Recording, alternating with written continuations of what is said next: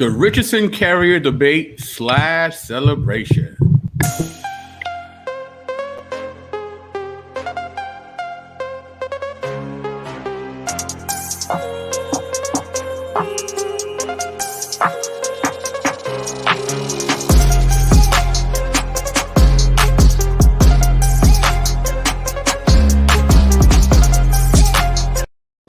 Yeah. Going on, party people, the place to be. I go by the name of the BK Pod, just transmitting all the way live. New York is the city, Brooklyn is the borough. What's good? What's popping? I'm glad everybody can make it this Monday Eve so that we can review and celebrate this amazing debate that we have. But before we do that, let's say what's up to the people in the chat. We got Revelator 007. We got Bodega Lady D New on the check-in. We got Devin Payne. We got the incomparable, the indelible A2D2. We got JT Parker in the house. We got Tyler Lott. We got CP in the building. Man, we got Michelle Turner. Who else we got in here? Who else? We got Decala Apologetics, Adrian Jones. Man, we got Mr. Green's in the building. We got my man Will. What's up, bro? Hope all is well with you. And as always, please tell a friend that it's him again. Like, share, and subscribe. Spread the word. If you'd like to support this online ministry, you can hit me on PayPal. If you'd like to be a supporter on a monthly basis, you can become a patron, where you will get an assortment of goodies that will be very edifying to your daily Bible study. So, with that being said, let us talk with this amazing panel that we have lined up here. And we're going to start off with, all the way from New Orleans, we got Pastor Troy Gauls. What's going on, Pastor? We're going to start off, man. How y'all doing out there? All the way from... All right, somebody got to mute their thing there. Mute. All right. Oh, thank you, Prime Minister, for the super chat already. Thank you. Definitely appreciate the love. Then next to him, we got Alex McElroy. What's going on, Alex? What's up? How y'all doing? Out here in Chicago. So good to be here. Good to get in on this topic. Of course. And then we have MJ Jackson in the building. What's going on with you, sir? Just excited about this debate, man. This was it was a slugfest, but somebody deserved to get knocked out. True indeed. And of course, we got representing the Bodega Ladies, Shotty Mills. What's going on, Shotty?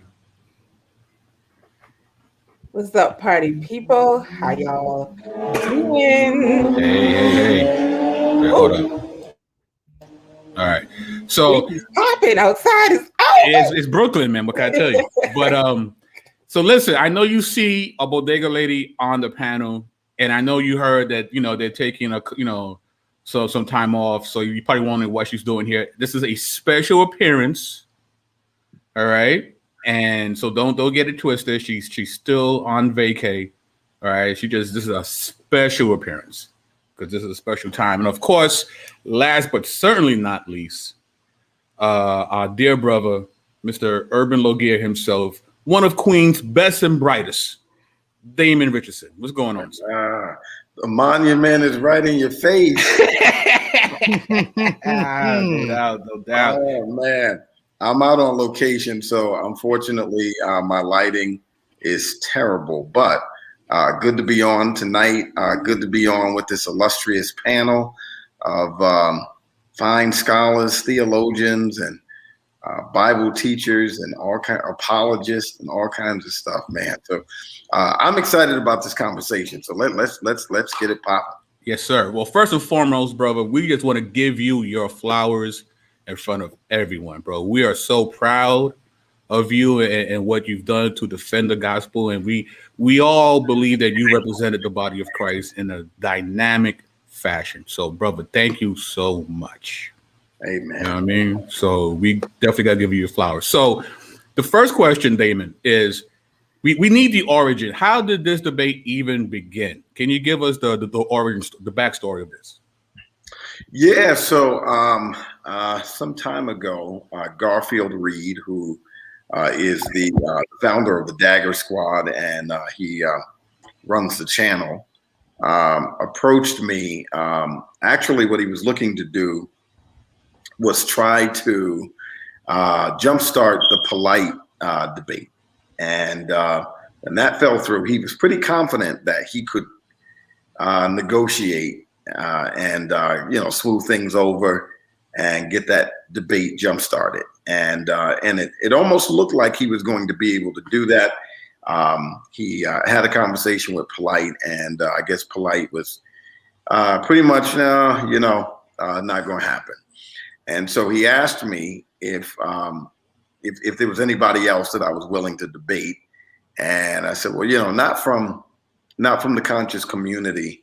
I don't know anybody that would be more formidable than him. Not that he's much formidable at all, but he's he's your top guy. So at the end of the day, we didn't want anybody to say, well, he beat him, but he didn't beat Polite. At the end of the day, it's about whoever. It's symbolic. So it's whoever their best people are. And so he said, well, what about Richard Carrier? He believes the same thing. He holds the same position.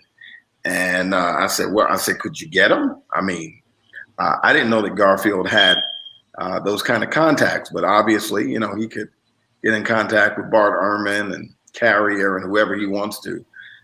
So next thing I knew, it might have been a day or so later, he told me that Carrier was game. So I was like, cool. I'm game too.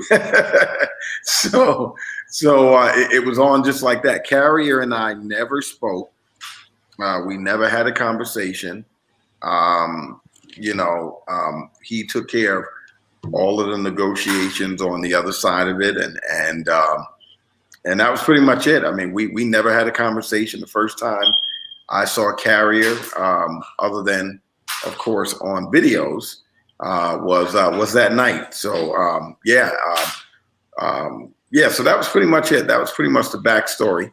And it was maybe about 3 months before the event took place. So it wasn't a whole lot of time, maybe 2 or 3 months, maybe. It wasn't a whole lot of planning or anything like that. It was just something that was kind of quick, spontaneous, and there it was. Cool. So, to the panel, if we could just go around, we're going to start with Miss Mills. What is your first preliminary thoughts of the debate? When the debate was said and done, right? The first few minutes after it was done, what was your feeling of the overall debate? Oh, of the overall debate, or my overall feeling when it was done? Yeah, when it was done. When I was done, I was like, oh, thank you, Jesus. This was tired. This was tired. But I remember listening to Carrier's, because I remember when Carrier, it was his turn to question Pastor Damon, and he had that one question, and I was just like, what? And he was just like, I don't have any more questions. I was like, what? I think that had that emotion carried with me. I think even through his closing, I wasn't even able to really dissect or digest what he was saying in his closing, because I was like, what do you mean you have one question? But immediately after, I just was first of all, I was thankful to God, knowing the work that had been put in behind the scenes.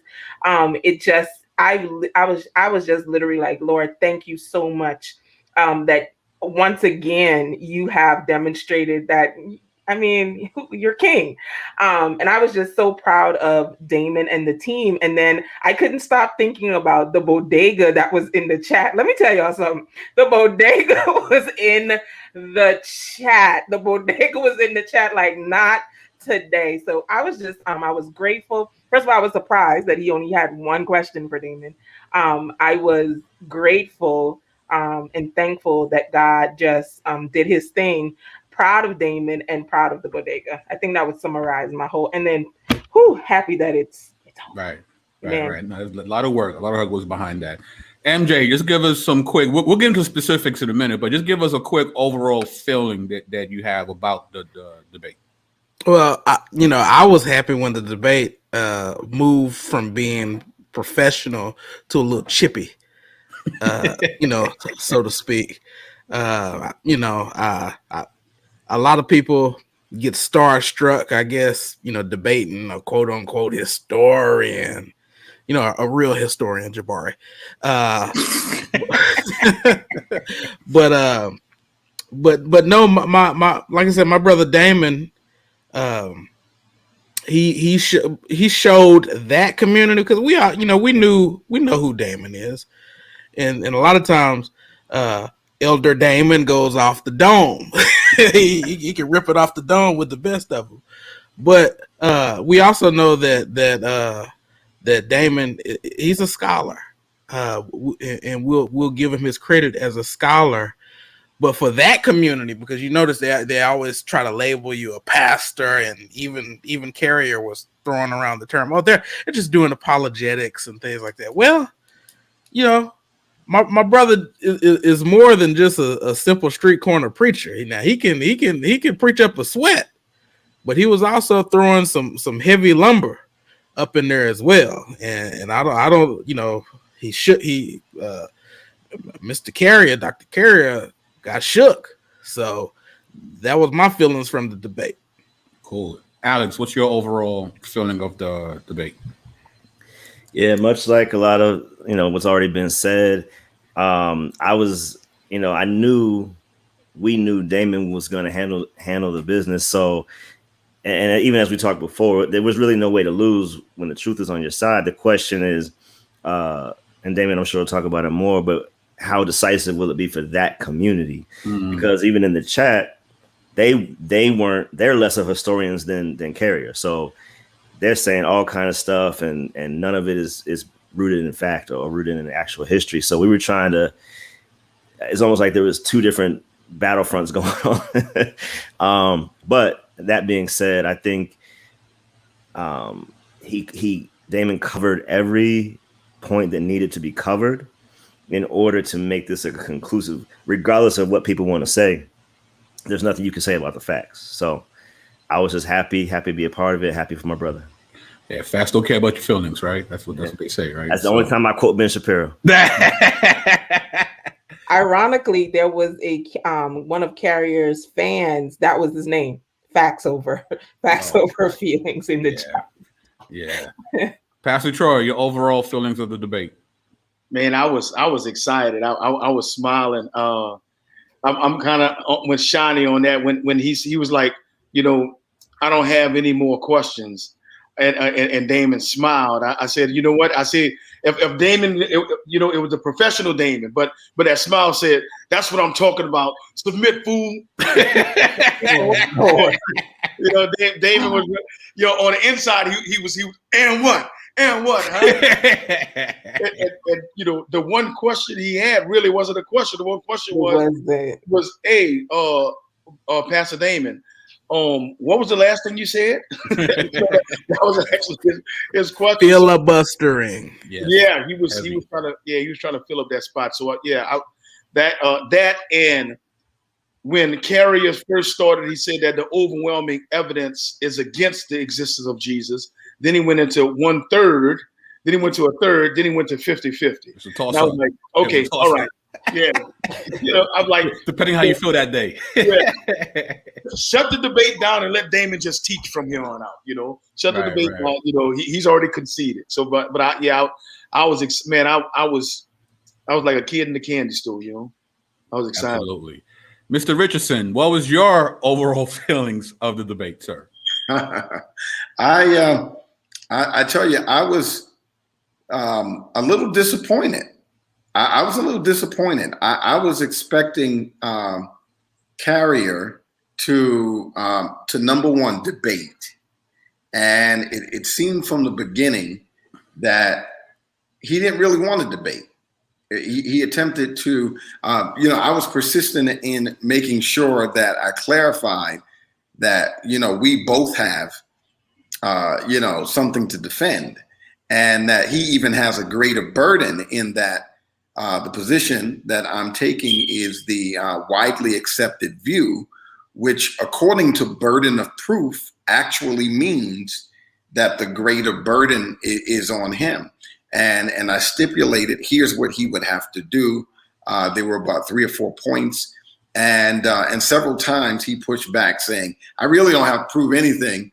I really don't have to do this. I don't have to do that. And I think essentially what he was really saying is that I'm just really coming to kind of talk about it, not really debate. And he demonstrated that he really wasn't there to debate by in his opening was a rebuttal. His first negative constructive was a rebuttal. His rebuttal was a rebuttal. And his second negative constructive was a rebuttal. And then he didn't cross-examine. So rebuttaling through a debate is not debating. And so if he's going to be debating other people, he needs to learn how to debate, number one. So I was very disappointed in the fact that he really wasn't a formidable opponent, because he's not a good debater. Never mind the fact that his position is garbage. He's not a good debater. That's not how you debate. And so he would have lost anyway. But I was really disappointed at that. And I was definitely disappointed at the fact that he didn't have any questions. And he really did try. I felt this sense of condescension. And I'm sure other people probably noticed it as well. His real relaxed demeanor, kind of, it was just like, well, I'm not, who's this guy anyway? I'm on, as though he assumed that he was going to just walk right through me. I might venture to even say some of that might have been ivory tower academic elitism. I might even venture to say some of that was a little bit of white supremacy. Uh-oh. This notion that a black scholar, you know what I mean? This Negro preacher, who do you think he is? Yeah, I don't even think scholar came up. I think it was just you're an apologist and a preacher. Yeah.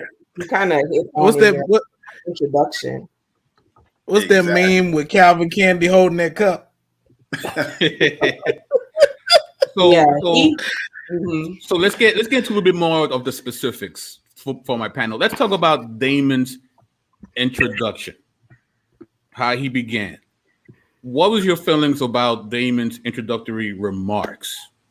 I feel like that really pretty much it was grand opening, grand closing, in my opinion. You know what I mean? But what do you say? Let's start with Pastor Troy this time. His use of parallipsis was brilliant. It was great. Pastor, can you explain what that is for we're not all as deep as you, so if you can you break that down real quick? Well, it's the example would be we called an 8 Mile. An 8 Mile when what's his name? I forgot that. Oh man, what's his name? What's the rapper name? The white rapper. Eminem. Eminem was freestyling against B Rabbit, and he came out and in his opening he came out and he said everything that B Rabbit would say about him. That B Rabbit was going. He said, "I'm white. I'm trailer park trash. I'm this, that, and the third." And what he did was he took B Rabbit's argument away from him. Right. So B Rabbit had to come with a new tactic.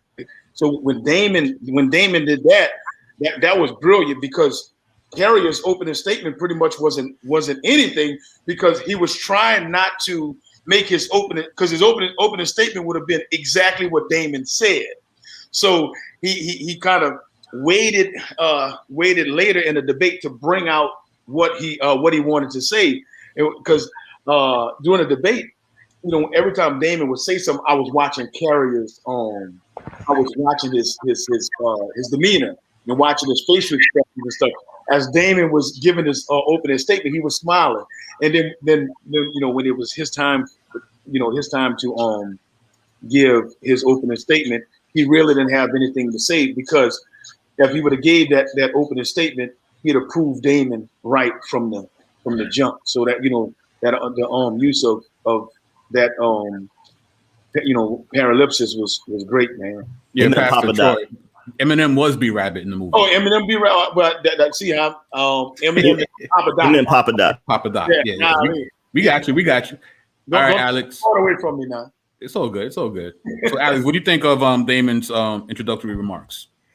I thought it was well crafted. It set the tone, and that's one of the things we talked about, and Damon talked about a lot, was you got to set criteria up front, because we already know that he's going to violate that criteria, he being Carrier, and so you got to set that up so that every time he violates it, you can pull back to that rule book. And so that's what that did.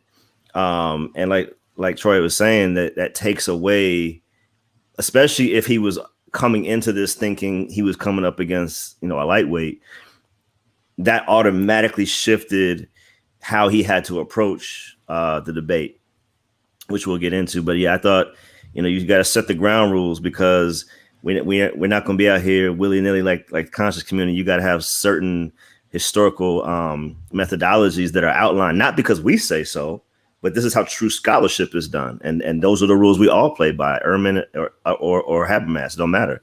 And so that was great with the opening statement. Cool. MJ, what did you think of Damon's opening statement? Well, I mean, Damon disarmed him.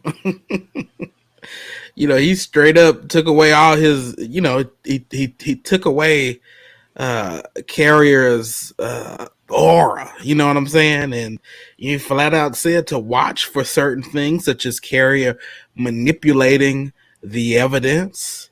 And I don't think anybody's ever came out and just flat out said that, hey, watch out for a Carrier when he manipulates the evidence and things like that. And he does. You read all throughout his book. He's citing himself and manipulating evidence to get you to believe something. And that's why Carrier was immediately out on the defensive. He never was able to play offense in this debate. You know what I'm saying? Right. So Damon put him on his heels from the get-go. And Damon also framed the debate pointing out that Carrier must demonstrate what his methodology is and stick to a sound historical methodology. But like I said, Damon took his best weapons away from him and pointed out some of his tricks. Absolutely. Shotty Mills, what do you think of Damon's first shot across the bow? So I guess being we were working on this, kind of learning Carrier, all of us, right? We were watching. Listen, we've watched so many debates, conversations, read so many blogs, went through that book. I feel like somebody owed me like lunch or something for the torture that we went through. But all of us that are on the team, we, Michelle, Dana, all of us, we were parsing through so many pieces of data to try and kind of figure him out, like learn his style or whatever. And so, we were able to recognize how Carrier really carries himself during the debate. You could see it, whether it's with him and Dr. William Lane Craig, whether it's with him and vocab, it's with him and other people. He just rebuts. He does not really present an argument for his position. He simply rebuts. He takes what you says and he tries to poke holes in it. And so when Damon crafted that introduction and we heard it was like, oh, like already we knew that it was going to be epic. And then just going through his book and seeing and listening to how he responds to objections to to the things that he's saying, how he responds to, well, no, that doesn't make any sense, or hey, this is what exegesis is actually saying about that text. He kind of appeals to, well, this is history, and he has a very disparaging remarks about apologists and Christians, and so Damon really just crafted that all together so well. And it was like a prophecy. Damon was like, okay, let me give you this prophetic reading. Let me give you this word real quick. It's what he's going to do. And every single bullet that Damon laid out about, you know, the characteristics of what he's going to do, he did. Even at the very end, when he was like, oh, you're an apologist and I'm a historian, this is history. Even at the end, he managed to still check off another thing. He really ran from the requirement that he had to present proof for his claim as well. He had to present an argument. He ran from that as just to say, no, I don't, no, I don't, no, I don't. And it's just like, but yes, you do. In fact, you have 710 pages on a book called On the History of Jesus, Why We Have Reason to Doubt. I'm like, you should have enough fodder to present an argument. But that's not what he does. He sits and he rebuts the points. Right. So I thought it was just great skill and amazing that Damon was able to kind of pull a rug out from underneath him so early on in the debate. Right. It reminded me, and Damon, you're gonna know the reference. It reminded me of those old kung fu films at 3:00, right?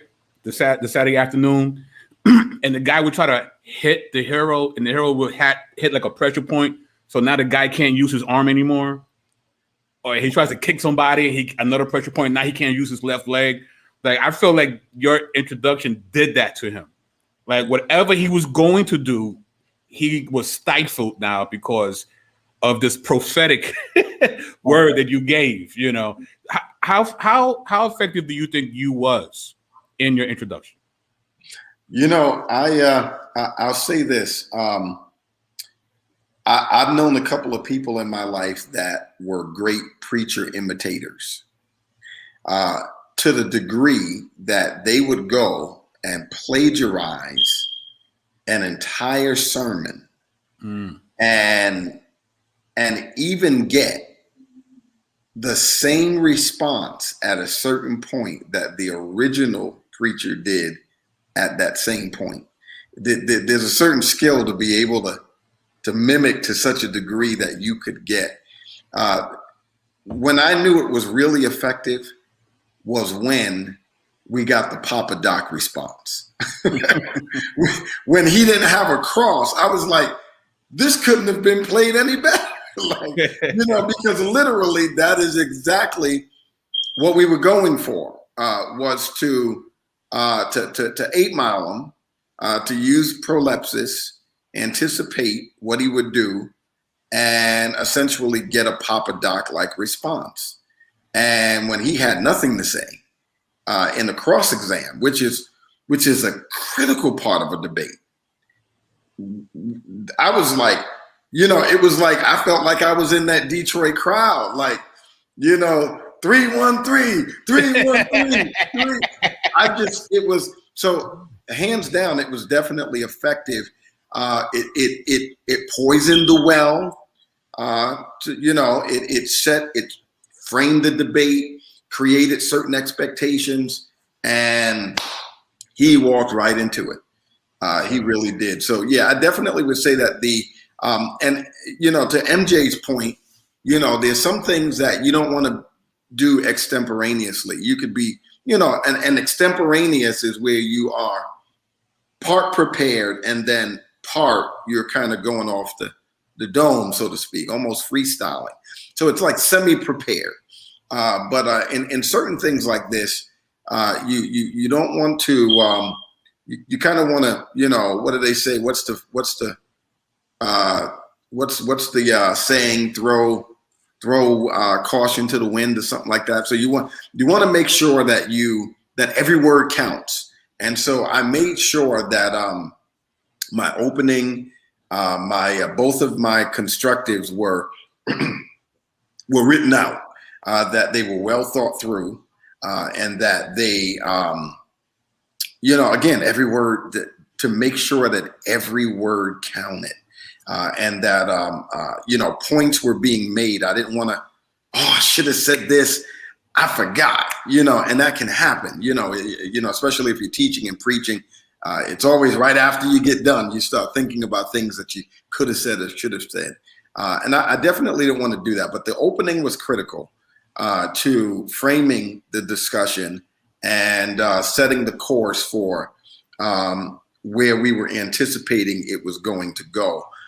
He clearly didn't show he didn't show any level of preparation. Now, this is something he debates all the time. So he should have at least even on that notion been more prepared, considering the fact that this is all he really talks about.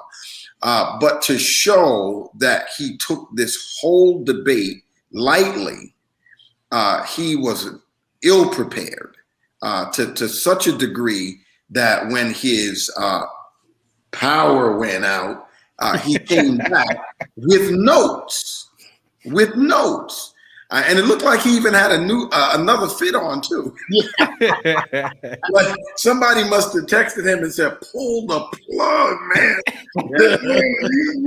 Pull the plug!" And he came back with notes and a new fit. And by that time, it was already too late.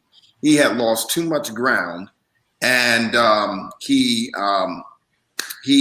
as Troy said, the aura.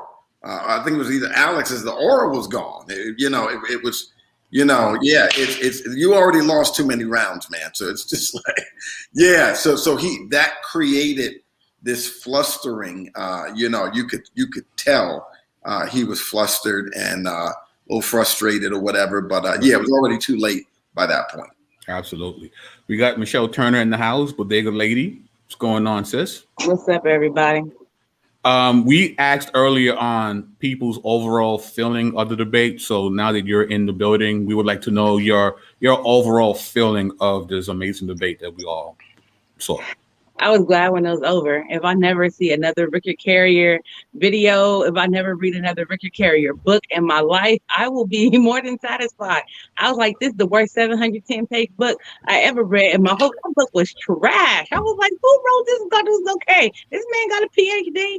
It was terrible. But the overall feeling of the debate was, I knew once I heard Damon's opening statement, I knew it was a wrap for Carrier because I had listened to that much of him that I could have given Damon his argument of what he was going to say.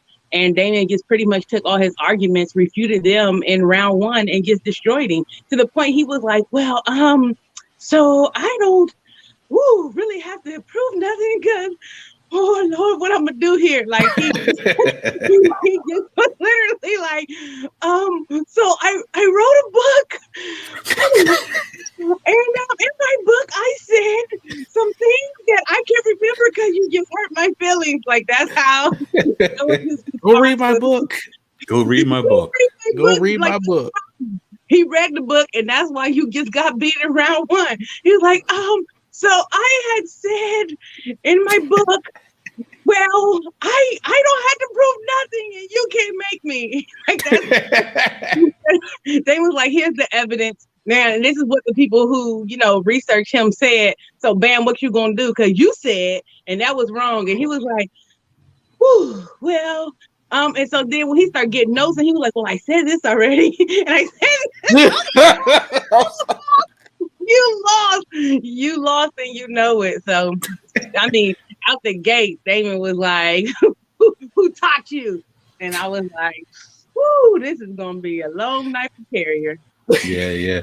Damon, one of the things that you expressed in your foretelling of the debate was that Carrier has a propensity to try to get the dots as close together as possible so that the audience will make the connection for him, right? Absolutely. And I think a great example of that, and we wasn't able to use it because, he never said anything during the debate because we was prepared for whatever angle, right? But one of these things was the rank wrangling hero type, right? And I feel like that's a perfect example of him trying to squeeze the points to get as close as possible so that people can make their own inference. So, Shadi, would you mind if you could break this down for us as I share my screen? All right. Sure. What exactly is this hero type thing here? So I'll give you a quick synopsis. So this hero type, it was actually first developed by Otto Rank, and then later adapted by Lord Ranklin. So it's a set of criteria used for classifying a certain type of hero, pretty much, heroes that we find in myths. So rank actually started out with 12 criteria. Lord Ranklin came along and expanded on that, and it became 22. So on the left of the PowerPoint, you're going to see Ranklin's criteria, and on the right, in his book on the historicity of Jesus, Why We Have Reason to Doubt, Carrier also lays out this criteria.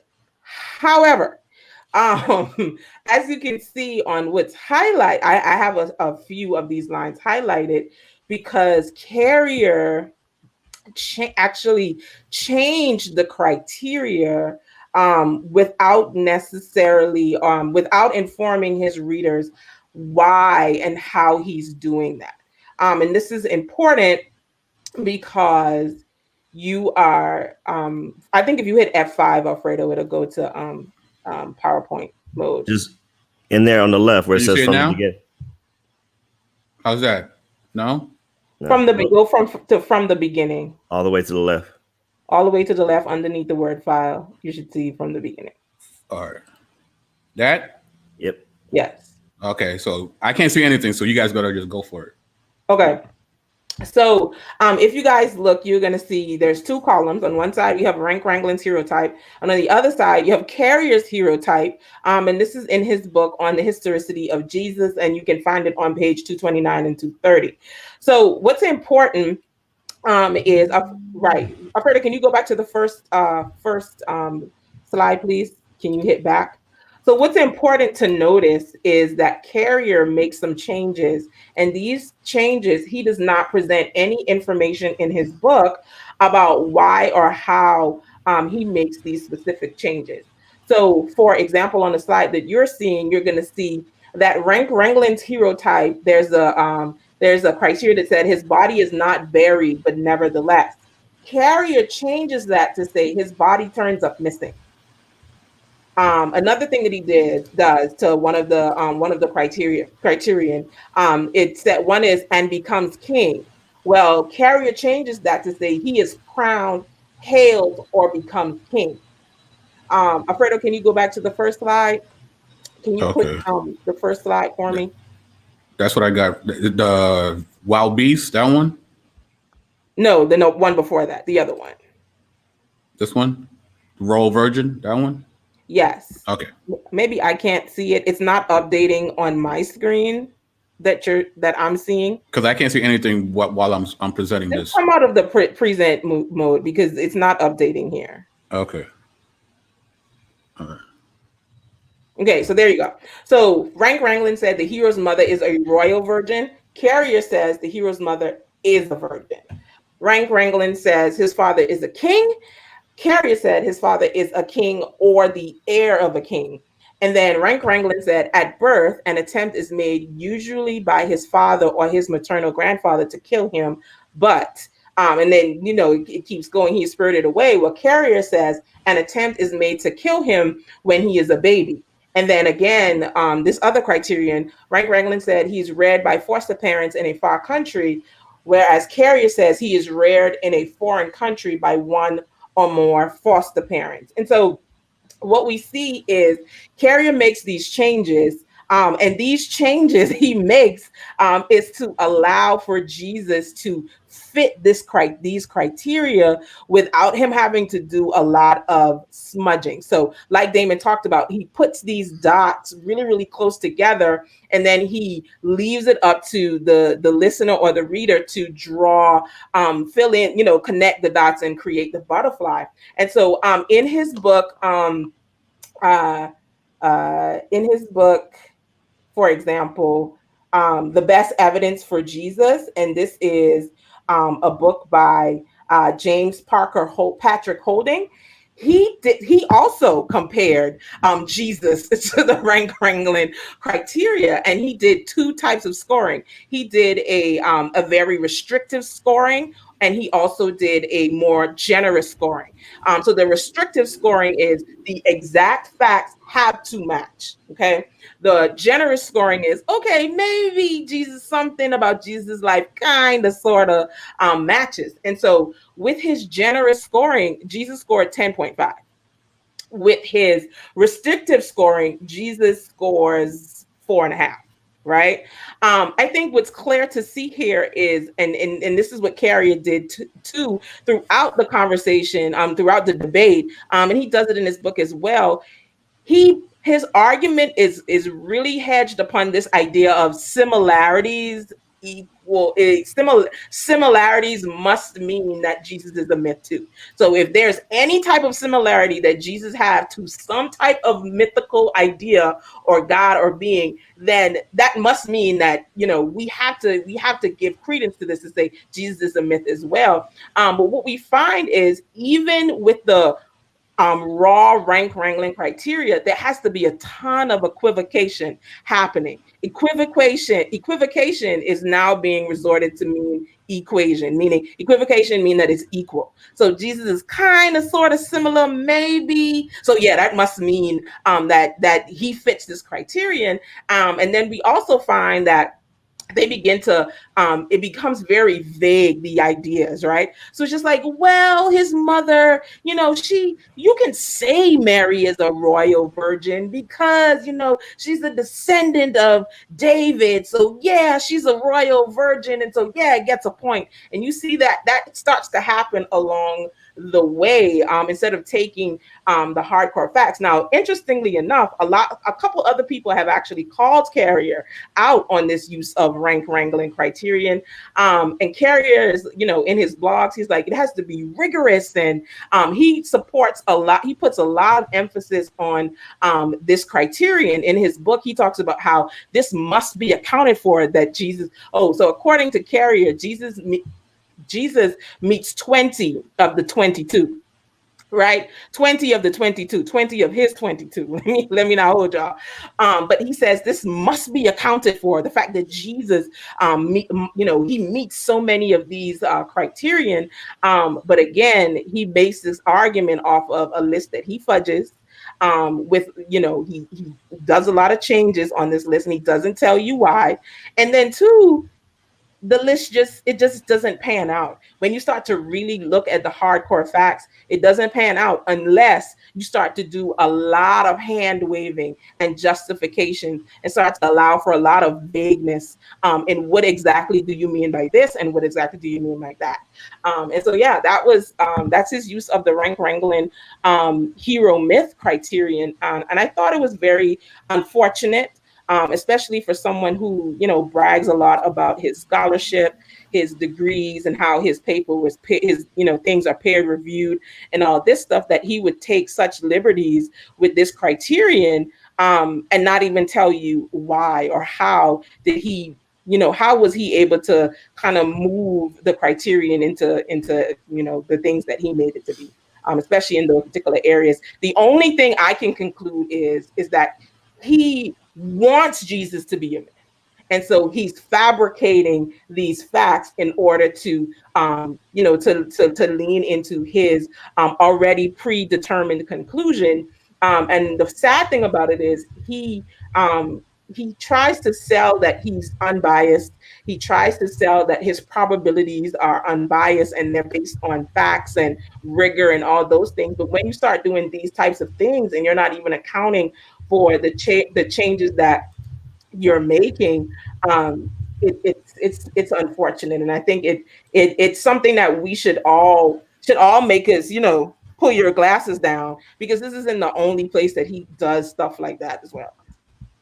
And as you can see, Damon was ready to discuss the book with Carrier. For some reason, Carrier was not ready to discuss his book. That's true. Right? We was ready to discuss the book. He didn't. He referenced for us to go to his book. I mean, it was the It was the equivalent of do your research. When you ask people to back up their claim, they tell you to do your research. That's basically what Carrie did for the whole thing. But yeah, Damon, I mean, you was more than equipped and ready to deal with his book. So absolutely.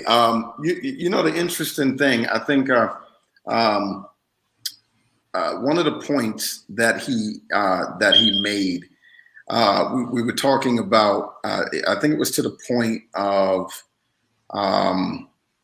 dependent information. And we were talking about Tacitus and Pliny.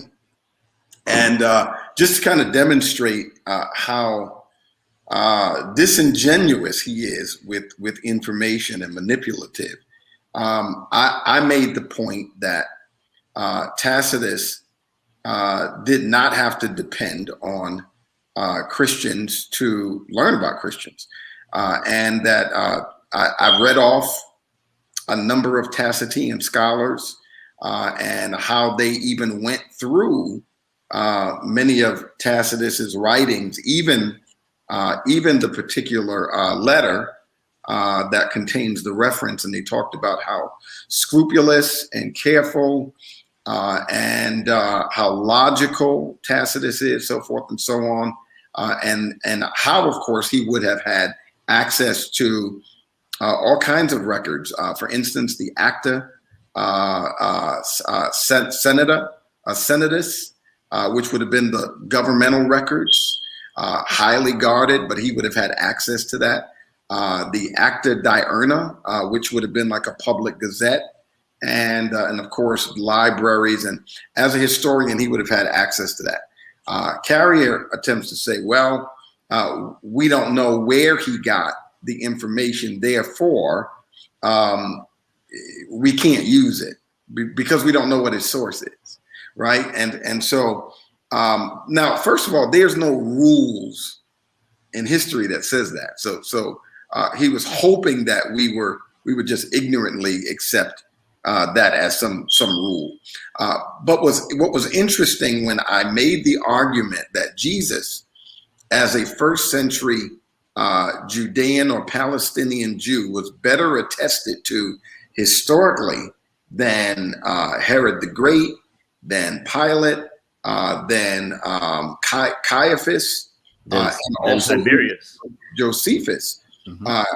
I mentioned, I said, well, you know, Pilate is mentioned in Josephus, he's mentioned in the Gospels. We've got maybe an inscription, not many other places. So he brings up that he's mentioned in Philo, right? Now, I'll be honest about that. I didn't know about the Philo. I didn't know about the Philo mention. And so I did do some research on that. Now, I'm going to tell you why this is, again, another example of his dishonesty. So what he knew and what he failed to disclose is that Philo does mention Pilate. It's against the historical backdrop of Jews writing to Agrippa and Caligula because Pilate supposedly had set up a statue in the temple, and they felt offended.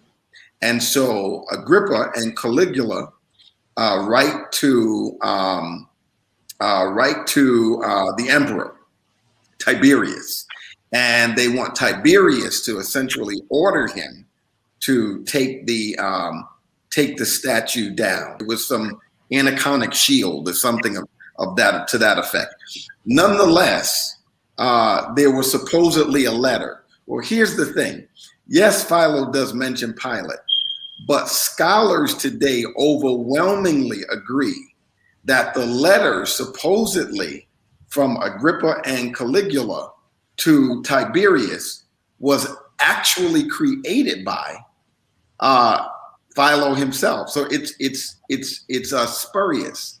It's worse than an interpolation. It's false. Philo wrote the whole letter. Wow. So not only does Carrier proceed, when I asked him, I said, well, who's Philo's source? Carrier proceeds to say, oh, well, you know, being the historian and the philosopher that he was, he would have had access to this. So then he proceeds to use my Tacitus argument, completely appealing. So what he did was guilty of what you would call special pleading. This is him essentially playing by a double standard. But then what he didn't disclose was, while he's the whole time questioning the authenticity of everybody, Josephus and all of that, Philo's whole joint is considered spurious. Not a line, the whole letter is considered by modern scholars to be false. So Carrier is a most dishonest historian. And we already knew this, but it just went to prove. So, I always go back. You say something I don't know, I don't mind saying, oh, well, I stand corrected. But I went to actually research this Philo mention of Pilate. And I'm talking about the articles that I read were peer-reviewed articles. So they were scholarly journals.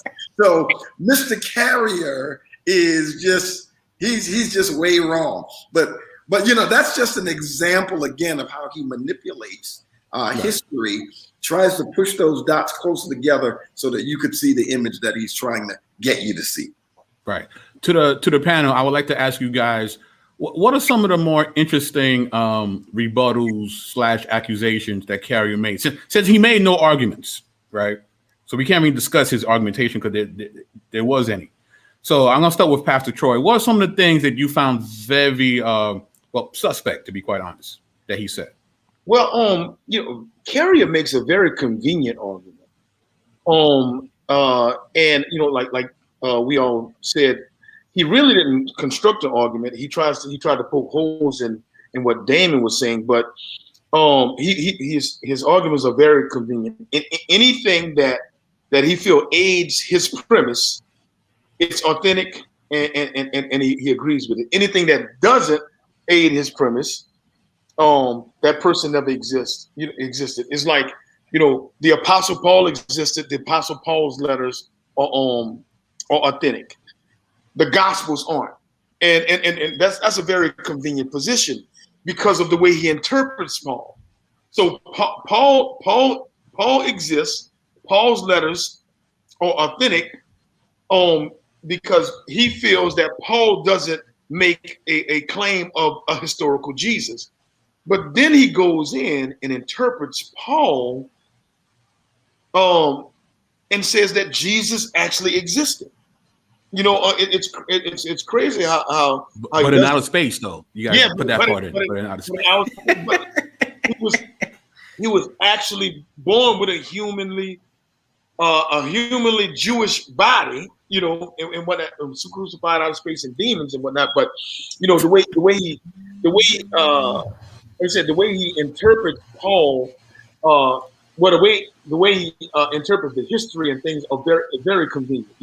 The Gospels, they make clear statements that Jesus was a historical person. So the Gospels aren't reliable. So then he goes, well, Paul is reliable. Paul's letters are authentic. Paul existed, which Paul actually names Peter and Luke and Peter and them. But we see he comes in and he says, then he interprets Paul because he feels that Paul now aids to his crazy interpretations and things of that nature. And the brother, James, the brother of Jesus, and his understanding of that is when the word for brother is only used in two ways in the entire New Testament. Either a blood relative or someone who belongs to the same faith community and whatnot. And Carrie, Damon brought out a good point in that when he talked about, he said, this is exegesis. So it's used in context. It's not the way it's used in history. Damon struck a nerve. Yeah. Not the way it's a scholar is using it in history or using it linguistically apart from the passage or the document that it's mentioned in, it should be interpreted exegetically. What does the meaning of it of this word means exegetically? And that's where Carrier failed to make an decisive argument. Right. Let's go to MJ real quick. MJ, what are some of the accusations or rebuttals that you found quite strange from Mr. Carrier? Well, I was surprised that Carrier did not press the issue further with Tacitus. He largely turned his attention to Pliny, because one, Damon, pretty much said that it would be, if this was a Christian interpolation within Tacitus, you would expect a Christian to at least mention the resurrection if they're going to talk about the death of Jesus. Okay. Also, what Christian would call it a pernicious superstition? Or, what Christian interpolator would say that? So I was surprised that he left that alone, and so we could largely say that Damon's point with Tacitus went unchecked, and Tacitus is therefore evidence, extra biblical evidence for Jesus. A few other things is Damon got him to admit that the 1 Corinthians 15 was a creed, an early creed. Yeah, that was crazy. He admitted that it was an early creed. He still tried to punt it off to hallucinations, but I'm sorry, that's not what that's not what Paul says. Paul says that he delivered what he received. That's rabbinical terminology. That's not terminology talking about hallucination. That's rabbinical terminology. Damon also pointed out that you also, yes, you have Paul saying that the gospel that he preached was a revelation that was given to him by Jesus, of course. But Damon also pointed out that Paul went and met with the pillars of the church and also went and checked the gospel that he was preaching so that he would not be running in vain. And so Carrier ignored that because once again, like Pastor Troy said, Carrier has a hypothesis. Okay. He's not coming to this a person inductively going through the evidence. No. He already has his mind made up and he has a hypothesis, and whatever does not fit within the box of his hypothesis, he will try to find a way to discount it, dismiss it, which is why he does what he does with the Gospels.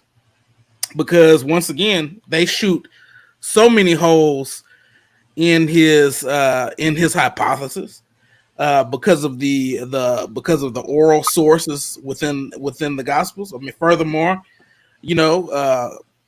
Carrier does not use the criteria of authenticity. He does not use that criteria as real historians do.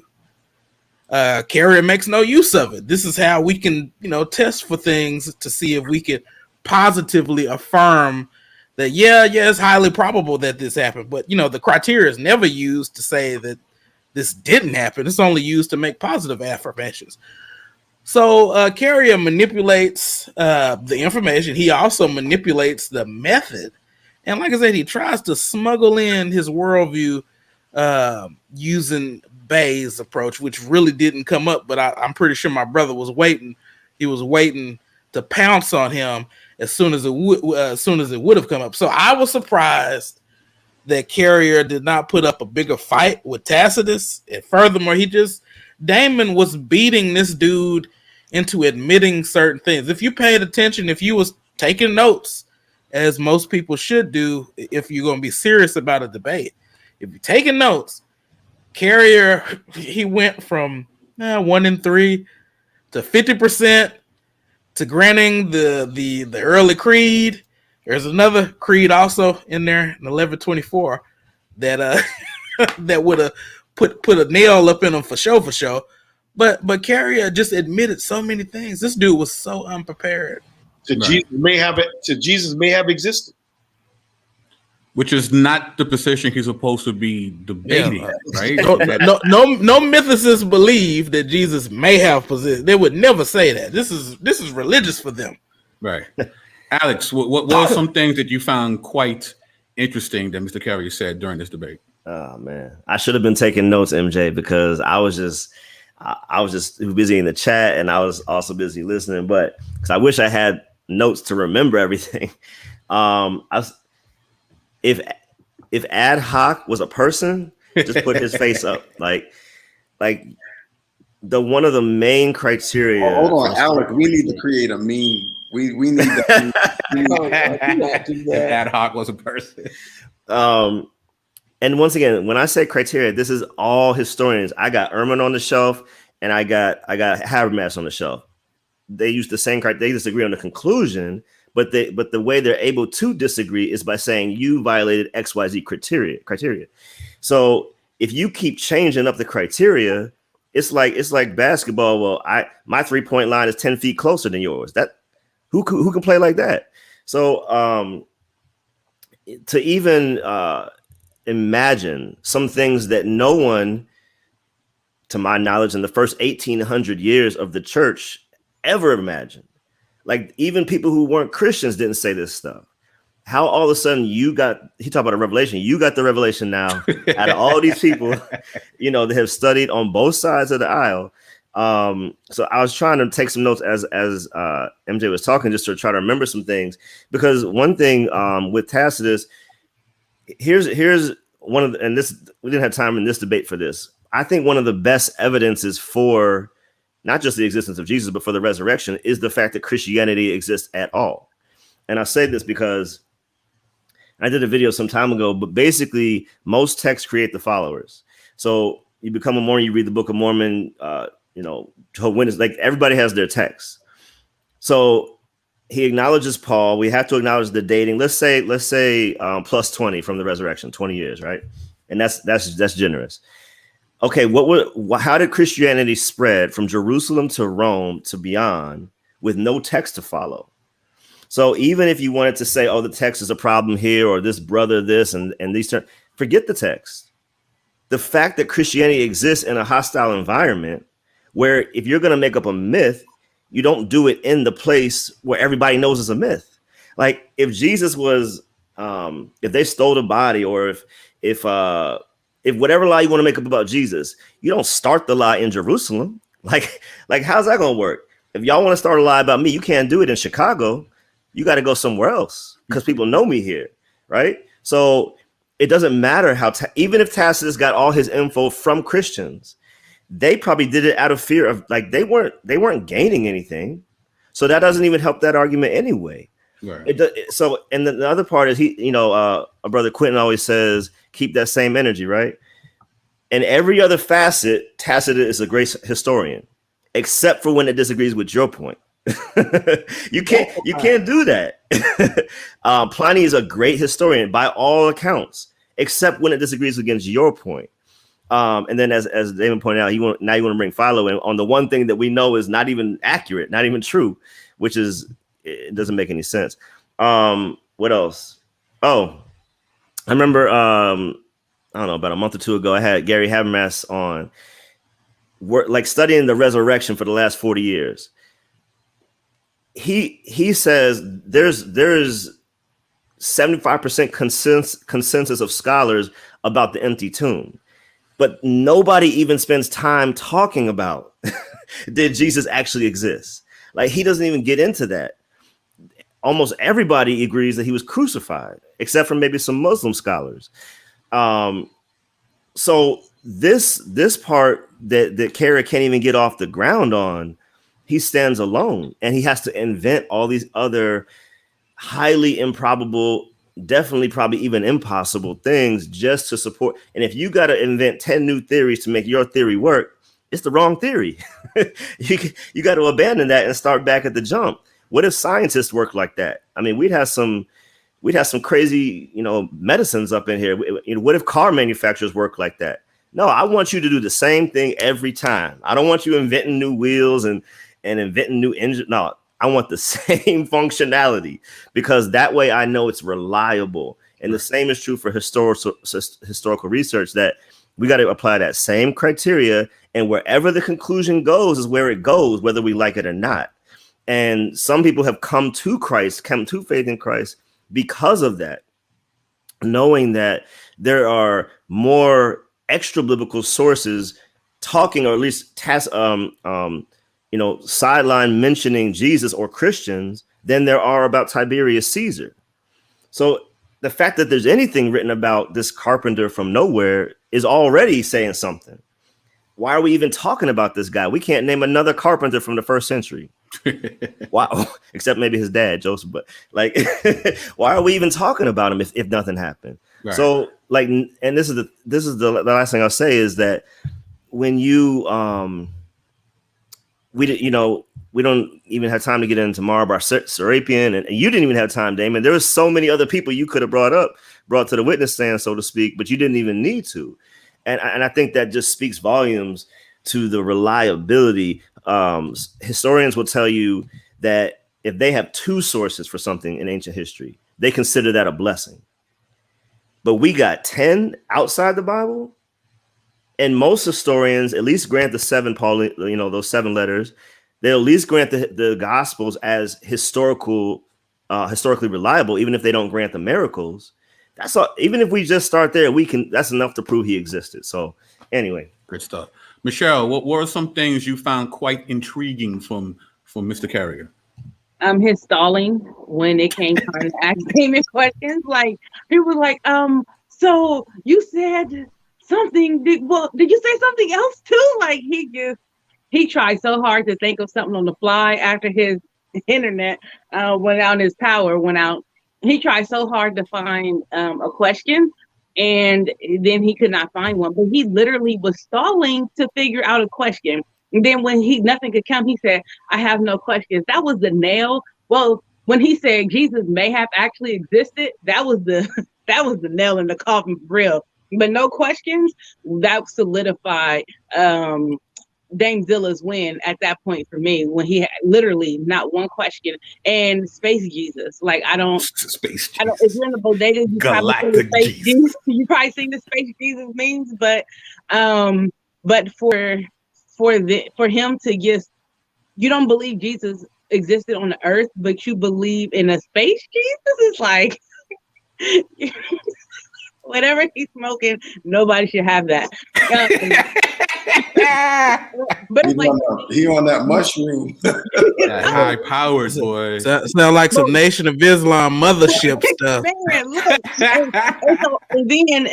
And so what else not really bothered me, I thought was actually funny, is that after they did the first back and forth, he tried to basically tell Damon, like, relax, I'm a doctor, without actually coming out saying it. Because Damon was like, well, you don't understand, how exegesis works. And he was like, well, I'm a historian. And I'm like, what does that mean? You're not a good one. And if we make a bodega publication and we make it official, and we all write stuff and we all read it, we're peer reviewed. I don't know if he knows that we know these things, that it don't take much to be peer reviewed, but it's his peer review articles. Most of them are atheist publications. They're not in no real kind of history. I was like, you make it seem like you just peer reviewed by historians who agree with you, sir. Yeah. Please stop with my peer review article. He kept saying that. Nothing. He had not one rebuttal or anything. All he said was, well, I wrote about it. So you don't remember what you wrote? Or is it that you lost what's going on with you? And then the chat, I know this is extra, but the chat was like, oh, where's your white Jesus now? We never had one. We don't have a white Jesus for one, but white anything. But are y'all serious with what's going on right now? I just let them go. I was like, you know what? Y'all ridiculous. So Jesus is not only a space Jesus, he's also a white space Jesus now, according to the chat. So that was very interesting. But Damon had taken his legs out in round 1. So all he could do was start to admit basically that Christianity is, not only did Jesus exist, because he kind of admitted it without saying it, but Christianity is also true when you read Corinthians and they have early creeds. So without actually saying Christianity is true, and so in Jesus existed, he pretty much granted that. Like, if you listen, throughout the debate, he slowly granted that Jesus existed and Christianity is also true. So I found that to be very profound, that if you put it all together and package it, and I've listened to his debates. This was the first debate that he have granted one of the people he debated so many things when it comes to Christianity. So good job on that one, Damon, to get this man so cornered that he started to go against his own view to make his point. Adrian Jones says, so the third person of the Trinity would be Space Ghost? Space Ghost. Like, that's the only answer, is that if we got galactic Jesus, it's like a galactic federation. So the Trinity is classic. That's beautiful, Adrian. All I'm saying, it's a galactic federation together. All the Trinity is the galactic federation. So here's my issue. I mean, I had a lot of issues, but the thing that bothered me a lot was this referencing that Jesus was very similar to the rising and dying gods, right? And the Osirian model. I'm like, what in the world is an Osirian model, right? That's it in there. It's crazy. So I'm just gonna, usually, I usually come with like 50,000 slides, but I'm just gonna share one thing, right? This is from The Kingship and the Gods, a study of ancient Near Eastern religion as the integration of society and nature, from the University of Chicago. Page 289, says, quote, Osiris, in fact, was not a dying god at all, but a dead god.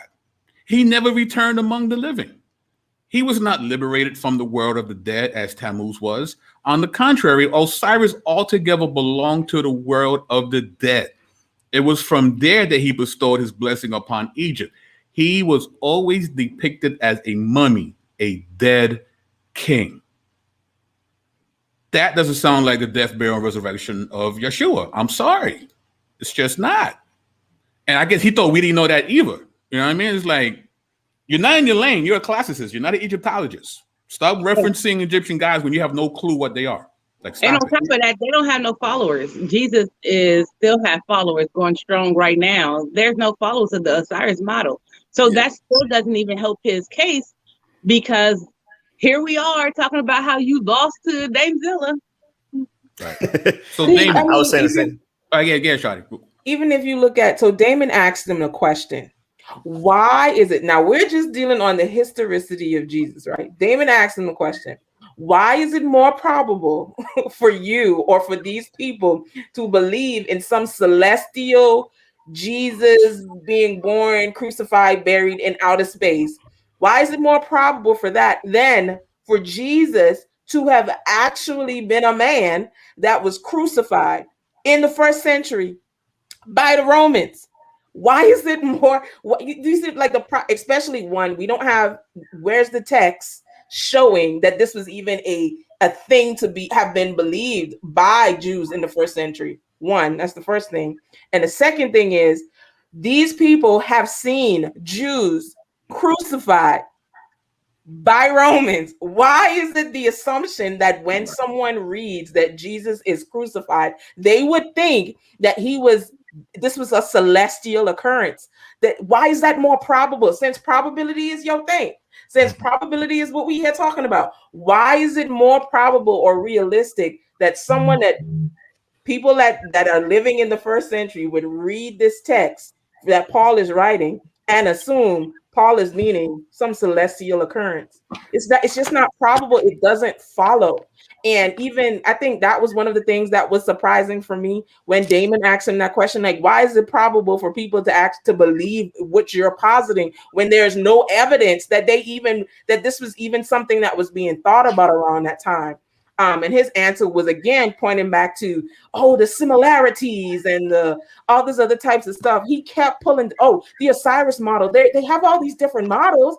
So it just leans to and highlights again this psychoanalysis that he tries to do of people in the past.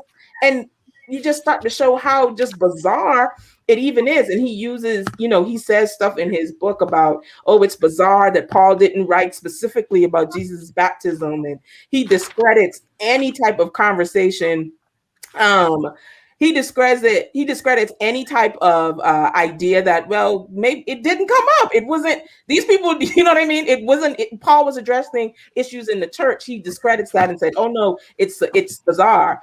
So that was one of the things that stood out. The other thing, I would say Carrier is so committed to his bias that no matter what evidence, Carrier's that kind of guy that if we were talking about an apple and he said, you know, I think this is an orange, no matter how much evidence you show him, he's going to be committed to what his bias is. That's not how scholars really function. He has a commitment to biasness so that regardless of what's shown to him, he's going to find a way to talk his way out of it.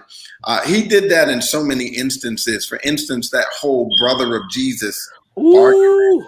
Lexically, adelphos only means two things, and context tells you which one of the two it means. He wanted the audience to believe adelphos only means people belonging to the same faith community.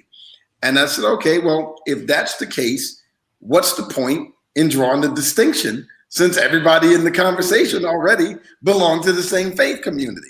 And then when I even mentioned to him, I said, you know, if I'm talking to ministers in the church, associate ministers, and I say, hey, ministers, that doesn't mean that they're not members. Right. Because I'm using the word ministers. Paul never said that he met any of the disciples. Well, I mean, the apostles are disciples too, even if it doesn't. Right. Like, you can't be more ridiculous than that. That goes to show that he was so desperate to stand by his bias that he was willing to purport the most ridiculous theories. At that point, it was getting embarrassing. It's like he's like one of the Republican senators, you know, filibustering and all kinds of, you know, committed to the big lie. You know what I mean? I didn't know any better. I'm thinking this man's a Republican senator. That just he did everything they did just these past few months ago. That's funny. The other thing, okay, so two more things that stood out, and then go for it. When he said, even Paul admitted that Jesus' birth was an allegory, his mother was an allegory. I was like, oh, he Ray Hagen, he tried to do Ray Hagen. It was like, Paul did not. I was like, nah, sir. In my mind, I'm in the chat like, nah, fam, that's the wrong one that you did that on, because Galatians 4, Damon was like, the allegory is not about Jesus' birth. I mean, all you got to do is look at Galatians 4, and you can see Paul talks about Jesus being born of a woman. At the beginning of the chapter, he mentions the allegory. You know, he uses Hagar and Sarah as an allegory. Way at the end of the chapter, and he's referring to the Galatians. He really is. He's trying to prove a point to them. Had nothing to do about Jesus. That was really weird. I'm surprised he still carries that argument. He hit him with the Ray Hagens. I'm like, wow. Where in the text. And the last thing for me that I think, I don't even know. I wanted to throw my computer at that point. When he told Damon, did you read my peer review on Archon? You were here to make that argument, sir. I cannot make your argument for you. Did you read my peer reviewed papers? Damon was like, okay, the question that you're trying to ask, I don't really know. But you're here. You tell us. The thing that was surprising was that's all he said. He just like, did you read the papers that I cited about this point? And he was like, I would suggest that you just go read these papers. They completely disagree with what you're saying. But that's it. Like, he never summarized. How about you make an argument? Please. He never presented why what Damon is saying is wrong. And then he goes to the ad hom about, oh, you're an apologist and I'm a historian. Like, I'm just like. And that was a weird point for him to make, because he what he should have understood, what we understand, what Damon understood for sure. I was saying, like, in my in getting the apologetics degree, most of what I had to do was historical research, but it's also combined with learning exegesis. Mhm. So we're actually better prepared, not less prepared, because you can't read That's right. ancient Near East culture texts of any variety if you don't understand hyperbole, if you don't understand allegory and rhetoric, and not current rhetoric, first century and pre-first century rhetoric. And the other thing with the Paul thing, that was a straight up lie. That was the other thing I forgot to say earlier. Paul, we know at least 2 instances, and that may not have been the only 2, where he went to the Jerusalem Council to make sure that they were preaching and teaching the same message of a real person named Jesus, who did exist and did die and resurrect. When he was persecuting the church, he had no thought that this wasn't a real person. He didn't believe Jesus was Messiah at that point, but it wasn't about him being a cosmic whatever. So when Paul is confronting Peter, the foundation of the church, face to face, and when he's going to the council and he's talking with the formerly not believing half brothers of Jesus, there's no other way to explain that unless they're dealing with a real historical, tangible human being. Right, Damon. Yeah. So, let me tell you something, Damon. So, the point for me, right, which I felt like he was hurt the most, because it was obvious to all of us. He didn't come to debate. He had no argumentation. He was just there to create this narrative of, I am the intellectual, I am the scholar, you're nothing more than a preacher man, an apologist, right? Just straight marginalizing you. Mm-hmm. But that fell apart, Damon, when you started parsing out the Greek. All right. Can you kind of replay that moment for us? So that, 'cause I know a lot of people in the chat didn't see the debate yet. Could you talk about that moment for us? Yeah. So Paul makes the argument to the Corinthians. He makes the argument about the crucifixion, and he talks about the wisdom of God, that the human rulers, those particularly who were superintending Jesus's crucifixion, they were not functioning in the wisdom of God, but rather in the wisdom of men. And Paul argues that if they had the wisdom of God, they would have not crucified the Lord of glory. And he calls them, Paul uses the terminology, the rulers of this age, or the archon of the ion. And so Carrier makes the argument that the rulers of this age, or the archon of the ion, refer to cosmic principalities or spiritual forces. So obviously, in order to push his mythical narrative. And so I told him, well, that's incorrect. I said, what you're referring to is the lexical form, archon. That's the root. In other words, that's the dictionary kind of entry. But the grammatical form that appears in the Greek text is not the singular archon, but the plural archontes.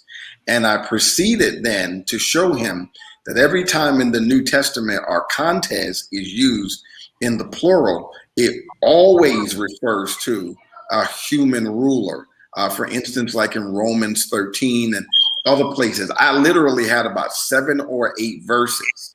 And so it was at that point that he wanted to try to use his, ivory towerism. Well, yeah, I'm a historian, so yeah, you may be, but you're not an exegete. I should have hit him with the Lane Craig line about being a crank exegete. Again, that's exactly what he was doing, but he thought he was going to pull it on me. But again, to Alex's point, most people who have some background in apologetics have a multidisciplinary background. So that involves theology, it involves history, it involves biblical languages. So we're really much more prepared to deal with things like that than he is. right? And then even his area of ancient history is still a particular area. It's not every area. Like he's not going to tell me more about this the Second Temple period or perhaps even the ancient Near East. That's not necessarily his area, right? And so even at the end of the day, let's just say he's still good with all of that. Well, if you go to Brigham Young University, the professors there, I mean, this is a regionally accredited school, right? They've got solid academics, but they also have a divinity program that's headed up by PhDs, right? But this is a Mormon program. So it doesn't matter that you have a PhD. You can have a PhD and be super duper wrong, right? Having a PhD doesn't guarantee you that it doesn't guarantee anybody's accuracy or correctness. It's how you actually treat the evidence. Right. And I always make the argument, I always use the analogy of the snake handling preacher with the MDiv, right? You know, let's just say we got two snake handling preachers that they both misinterpret Mark 16 and 16. They both eisegetically interpret that verse. But one of them is just, again, an old regular country bumpkin hillbilly snake handling preacher. And the other one is too, but the other one went to seminary and has an MDiv, and, you know, he had 2 years of Greek and 1 year Hebrew. Now, what's the difference between those two? I'll tell you, nothing other than the one with the MDiv is able to make his argument of 16:16 sound a little more elegant than the other one is, but they're still both wrong. At the end of the day, the argument that handling snakes is a test of faith is still wrong, no matter how well you can argue it, and no matter how many degrees you put behind that.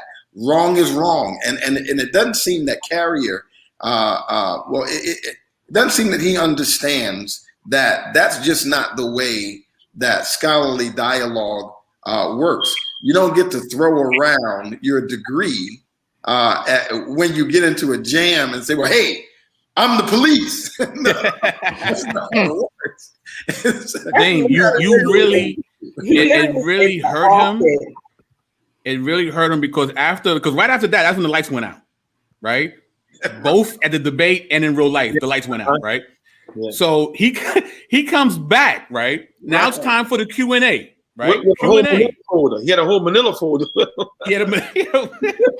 Right? He's in his car with his notes, right? It's Q&A time, right? What's the only thing he asks? He asks for you to reiterate your parsing of the Greek. Why did he do that? Because he wanted to see if you was Googling that stuff. Right.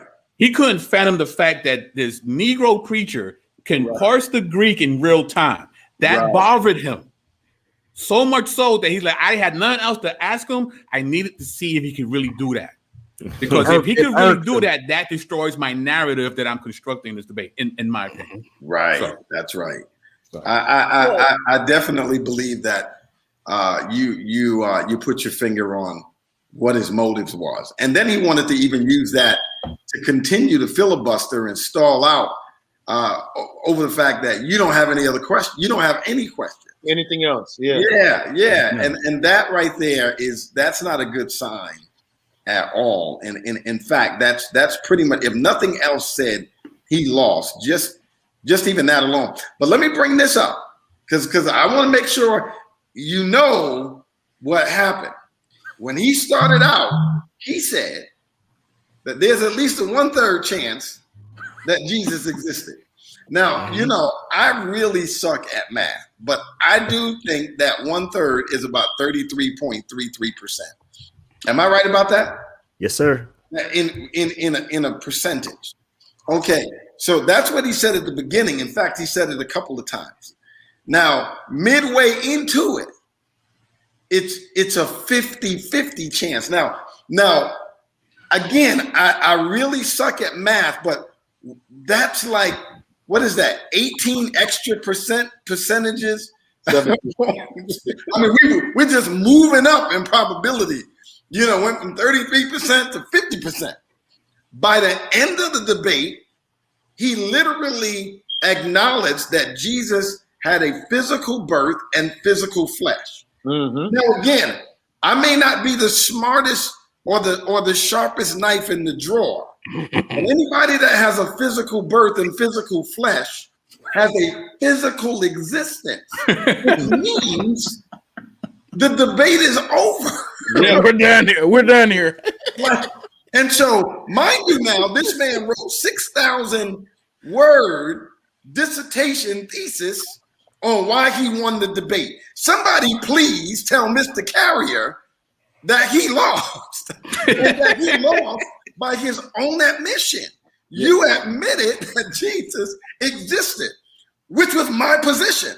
So if you end up agreeing with my position, you lose. You lose. That's it. Somebody tell this man to put the mushrooms down or whatever it is, the lean, Psychedelic. whatever he's on. Where was those 6,000 words when you kept asking him for sources, though? Like, you had 6,000 words to type, but not to say them in real time?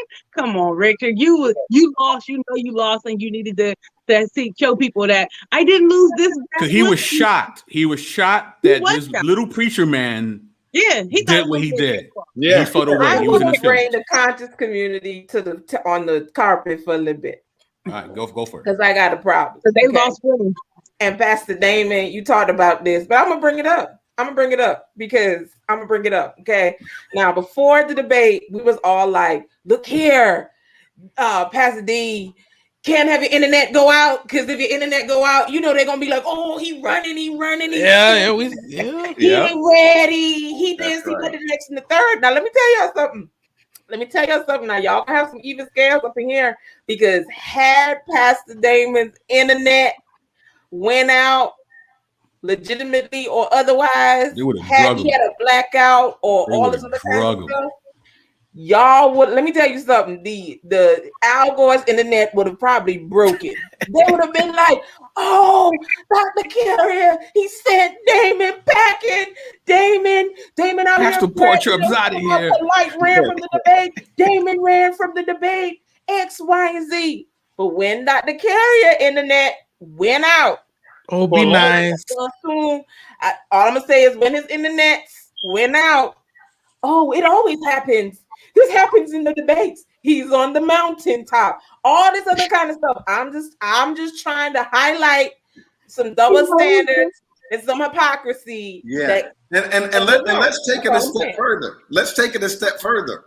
In the after debate discussion, he had absolutely no internet issue at all. None. And you heard him clear. You heard him clear.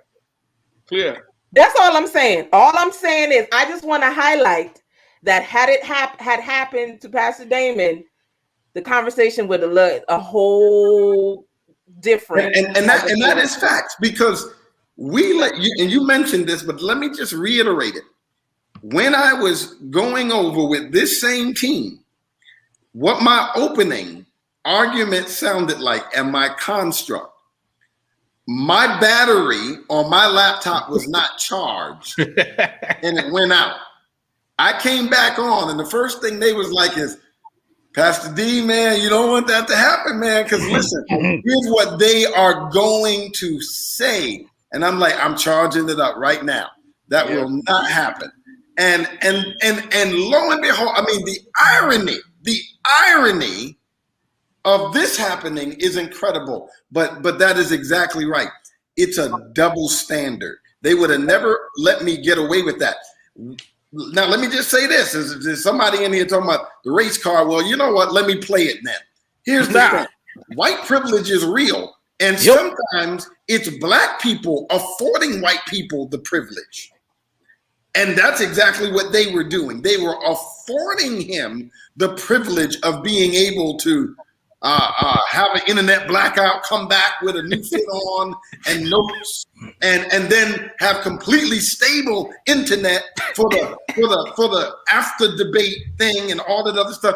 They would have called me out on all of that, and like all of it. They would have drug you days. Yeah, they would have called me out on it. So y'all afforded that man the privilege of being able to do that because you were hoping that there was some salvific quality to his argument that would have substantiated and justified all of the way that you guys feel about Christianity and Black Christians. So ironically, this man was really functioning like a white savior in reality. We're going to play the card. We may as well just put the spade down. Great white hope.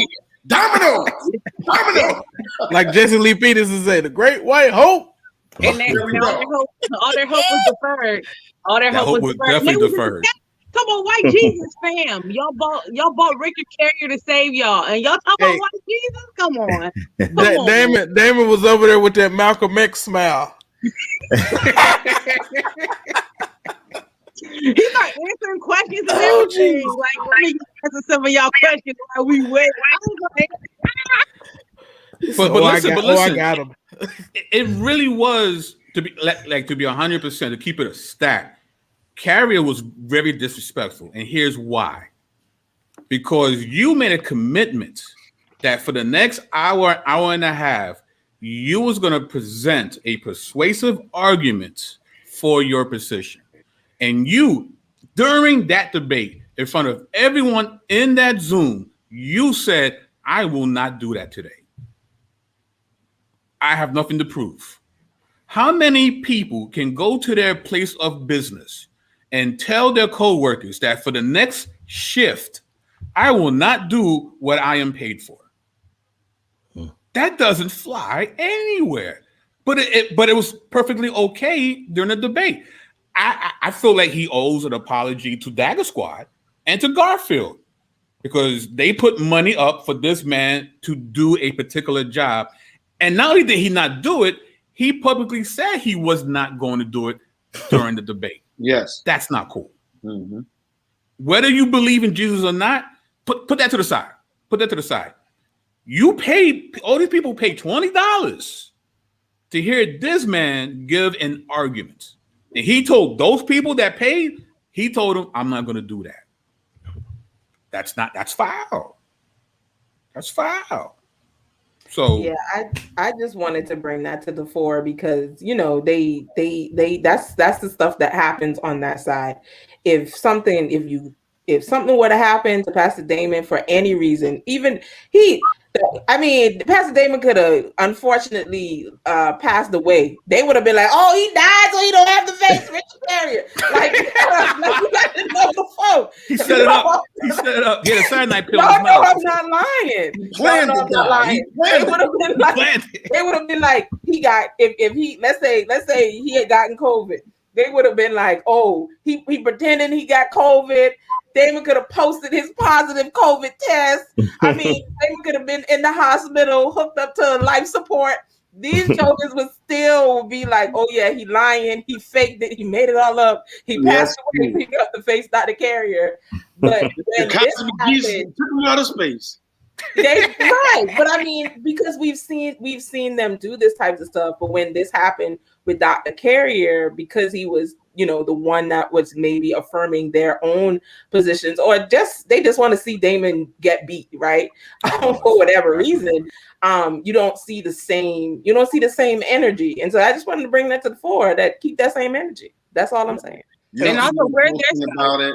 Yeah, if it had gone the other way, they would be posting about it. It would be all over the place.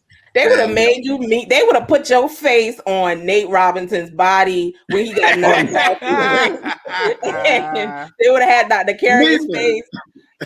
They would have mean you to death, Damon. Facts. Yeah, on the opponent. They would have mean you to death. And that's how you know too. That's how. Let me tell you something. If it's any indicator that Pastor Damon was not the victor in this debate, you don't see no memes or nothing coming out of that community about Pastor D. You don't see no memes. You don't see no bunch of videos or anything like that. If they really thought that Pastor Damon had lost that debate, YouTube would have been a very different space right now as it relates to the conscious community and Pastor Damon. So Facts. I it's just some stuff I'm noticing, just some things I'm noticing that grows on the wall, and I just see things. That's it. And none of their scholars are stepping up is another they're put in quotations, none of their scholars, because my thing is they thought Richard Carrier was going to watch Damon. So where are y'all priests and y'all scholars and everyone and y'all historian and all these people that y'all proclaim know so much and wipe the Christian community off the map? Where y'all at? You would think they'd be the first ones to step up, like, I got you next, Damon, because you ain't gonna do Carrier like that. And they all like, we ain't gotta prove nothing to y'all, but we gonna go get another white man for you. Like this like where are y'all at though? Like this is y'all get another one. And let's name names. Let's name names. Because Shaka almost doesn't believe Jesus existed. Nope. Yeah. And Damon already got him. How come he didn't step up? On Sanetta's channel. Sanetta's so scared of Damon. He be like, I don't know Damon, who live in Georgia, who was born in the nation of Islam, who married. I don't know who is Damon. Listen, Sanetta nearly gave my address on He almost doxed you. I don't know Damon Richardson. That's not a real name, but that's what we call him. But I don't know Damon Richardson. I don't know him. I don't know the fact that he's a PhD candidate, or the fact that I be like, you know a lot about this man to know him. Shaka could have stepped up. Jabari could have stepped up. Reggie could have stepped up. But I could have finally stepped up and been like, I'll go ahead and take it. But none of them did. All I'm saying is upstart. Y'all look for real suspect. I'm just saying some things. This little delicate flower, because I'm the debate team delicate flower. I'm just the delicate flower on that grows on the wall, and I'm just looking around, and I'm just, what I'm seeing. They have no contenders. They have no contenders. Jabari does have heart. Somebody said Jabari. Oh, respect to Jabari. No, he got heart. He got heart, but he didn't took a few beat downs, but he got heart. That's we respect him more than Shaka and the other ones, because Shaka, Reggie, Polite, none of them want to step up and defend. He's like a man. Yeah, Polite's still on his bicycle, man. That dude's pedaling for dear life. If Damon is in America, he's on a different continent. He don't want to see Damon nowhere. Not in the same time zone. Damon called him an upstart last year. You an upstart. He said the freedom don't flow. That man's feelings was so hurt. Oh, jeez. His feelings still hurt. He's like, my got me unchained. Like, that's how. Call me Elder Damon, by the way. Oh my God. I was moving my books downstairs on a dolly. Damon said that and I almost hurt myself. Y'all gotta do better. This is out of control. FYI, I'm just a delicate flower on the wall. That's it. Well, listen, we're here. To say who taught you at the end of it. Yeah, right. That's what it was missing. That would have been a combination. I mean, he already buried the man 7 feet deep. He gave him an extra foot just the way he stuffed the poor cask in the ground. Yeah, I just wanted to be like, who taught you? And then just dropped the mic. I would have been happy with that. Like, he was cordial. What frustrated me too a lot. What frustrated me was this constant. I said this in my book. And I'm just like, okay, brother. In the debate now. We'll call this book one more. You call this book one more time, it's gonna be a problem. Like, okay, you got a 700-page book. You got multiple books. We get that. We get the point. But if you're gonna take a debate, and I'm with Alfredo now, like I'm mad because we had to pay to watch that. I feel away. There's two things you don't play. I would like my $10 back. That was for Richard. There's a couple things you don't play about, and that's my money and my food on the list, right? And I'm just, that's not the top of the list, but that's two of the things that you don't play about: my money and my food. Now, I'll say a couple of things about that. One, you're there to make the argument, not refer people back to your book, right? So with you're supposed to be arguing your position. So it doesn't matter whether your position came from 3 or 4 different debates you did, or you wrote it in the book. You're there to argue what your position is, not tell people to go back and read the book, or else there would be no point of the debate. So that's number one. The other thing is that this is another area where that he's not a serious scholar, and this has no bearing on the fact that he has legit academic credentials. What I'm saying is he's not a serious scholar. Serious scholars don't quote themselves. Serious scholars quote other scholars, right? All of this C carrier 147. C carrier. Says that a lot. C carrier. And then it's one thing that you do that in your own book. It's another thing that you carry that into actual dialogue and debate. See my book. See my book. That's quoting yourself. That's literally how not to be a scholar. That's how not to do it. That's exactly what you don't do. But Damon, when you're a fringe, when you're on the fringe, who are you quoting?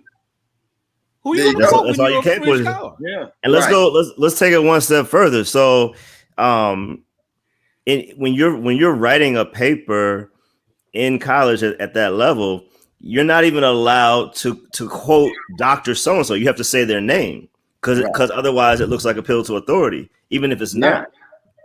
So you're even in the scholarly world, you got to drop the title because they don't care about that there. I want to see the facts. I want to see the evidence. I got this is Lacona's book, The Resurrection of Jesus, right? 700 plus pages, right? And actually the last 100 is just citing other people. I watched him at a conference. It was him, Craig Keener, and Ehrman and somebody else. Not one time. Not one time did Lacona quote from here. Not one time did even Ehrman quote from his own books. In any debate where I've seen William Lane Craig, I've never seen him quote his own book.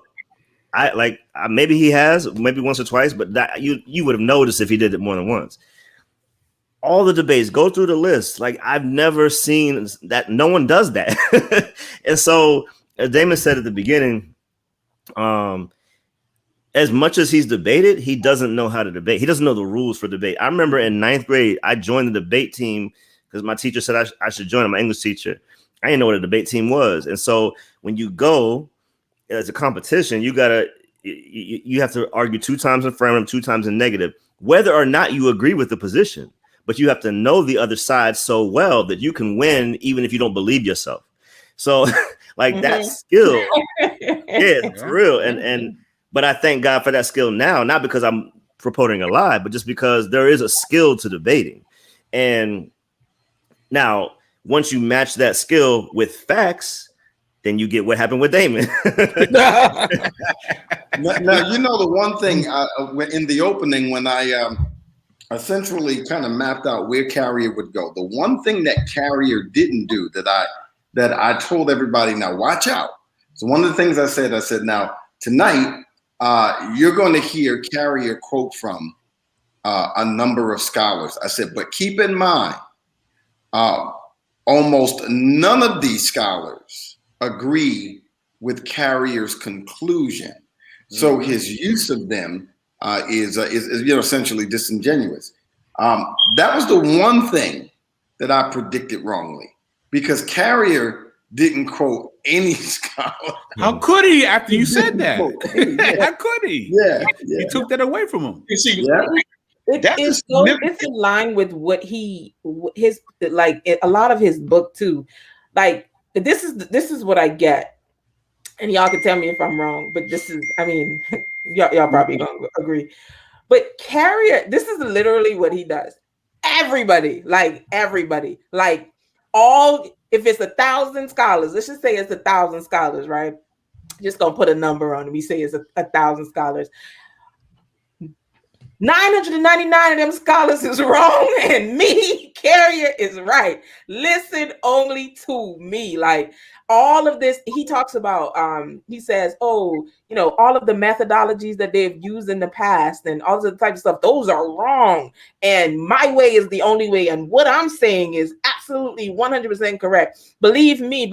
And if you don't believe what I'm saying here, go read my book. And if you don't believe, when you go read my book is going to reference my other book, and my other book is going to reference my other book, and my other book is going to reference my other. That's literally what he does. He's literally telling you to disbelieve everybody to believe him. And I'm just like, dude, it's just it just feeds into this whole thing about quoting himself.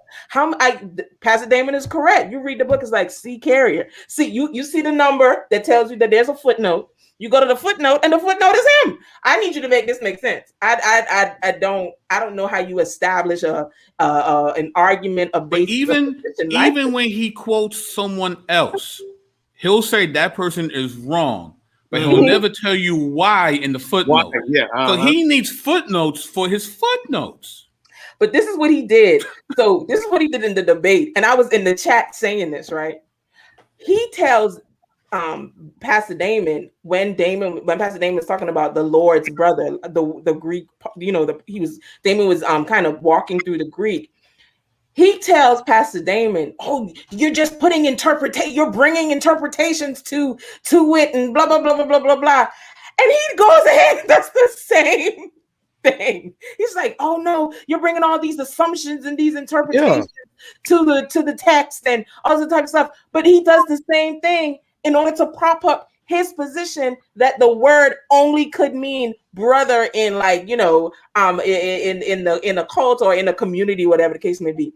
I'm like, dude, he did the same thing with Pliny, with Philo, when he was talking about this, when Damon asked him, well, who were Philo's sources? Because he tried to come for Damon in his first opening, using, when Pastor Damon was talking about Tacitus. He's like, oh, who were Tacitus sources? And then he came around. It was like, well, who are Philo's sources? And he was like, well, we have to trust that Philo had access to all these other times. I'm just like, dude, like he just kept walking over himself, double speaking. It was ridiculous when he said that about, oh, you can't bring all these interpretations and assumptions, and then goes and do the same thing. I'm like, it's only wrong when everyone else does it. It's not wrong when you do it. Got it. And he also when he told Damon about the Philo, that it was mentioned in Philo, he glossed over that Damon named about 5 different people, but he only talked about Pontius Pilate. Damon had mentioned Caiaphas too, and Damon had mentioned that these authors, these historians, they didn't make a habit of mentioning first century Palestinian Jews. That was not a habit that they did in their writings. First century Palestinian Jews were little to them. They were unimportant. So the fact that Jesus isn't mentioned in many of these writings goes with the course. They don't mention first century Palestinian Jews. They don't. Damon mentioned Caiaphas. Caiaphas was the most influential and most powerful religious person at that time in the first century, and he's not mentioned in any of their letters, mentioned in any of their writings, because that's Romans didn't mention first century Palestinian Jews. And what's so significant, what we were just talking about Carrier and his arrogance and his narcissism and whatnot, that's what made his admission so significant. That's what made him, him saying at the end, well, Jesus may have existed. Man, that is a man that has been beat into submission. Yep. You got a man that wrote a 700-page book, and all throughout the book, he quotes himself. All throughout the debate, he's, I have peer-reviewed articles. I have, I wrote a book on this. Have you read my book? He quotes himself. And for this man to say, start off with the evidence is overwhelming that Jesus didn't exist, and then gradually throughout the debate say, well, 50-50, Jesus may have existed. Here's something to pay attention to. If anybody goes back and watches the debate, when he does his opening, which was really a rebuttal, he said this. I should say, I'm sorry, not his opening. his first negative constructive, which was a rebuttal. I had mentioned a number of scholars, and what my goal was to show the wide range of historical scholarship that agrees with so that nobody got the idea that this is some fundamentalist or conservative view. Almost every scholar, whether it was Amy, Jill Levine, or whoever it was, none of these people were Christians for the most part. And even the ones who might have said they were Christians were really on the liberal perspective, the historical Jesus kind of piece, right? So I named one of the things is, and I knew when he said this that it just wasn't, what everything else was going to be bad. So when I mentioned David Flusser, all right, anybody that is familiar with David Flusser, this is what I said. So here's the thing about Flusser. Flusser was a first-rank historian and as well as a classical historian. He was a Talmudic scholar, fluent in 26 languages that he lectured in.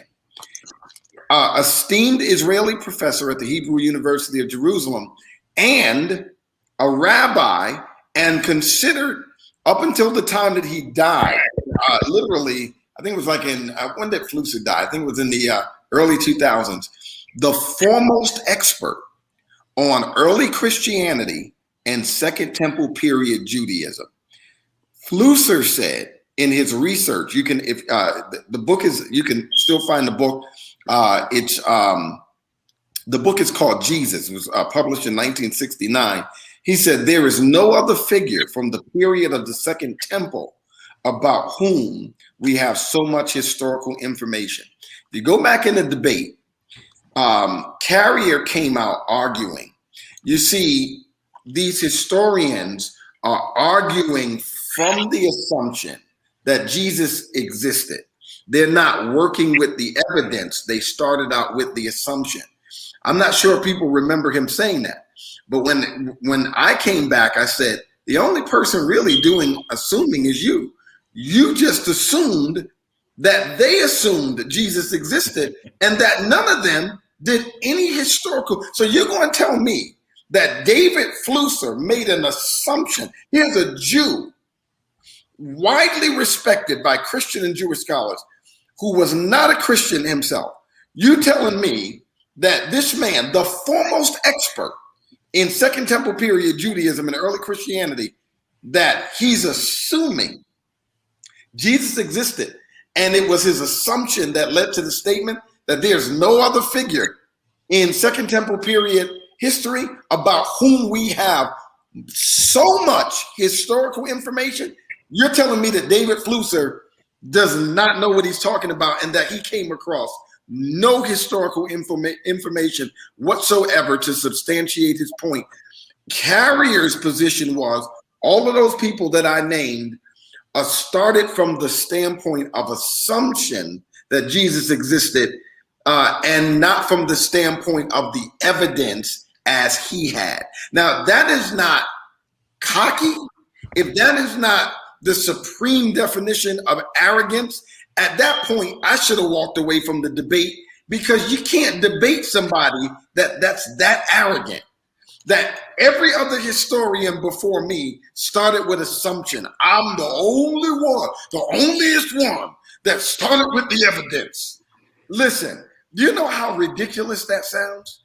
And I'm talking about, you understand what I'm saying is that Flusser was, again, not only a Talmudic scholar and an expert in Second Temple period and early Judaism, early Christianity, but a classical and an ancient historian with the same background in history that Carrier has and more. I mean, so you can't tell me that he started with an assumption and that everybody else did. And you know, it just goes to show what you're dealing with when you're talking to a Carrier. I think somebody in the post mentioned narcissism or whatever. In reality, he definitely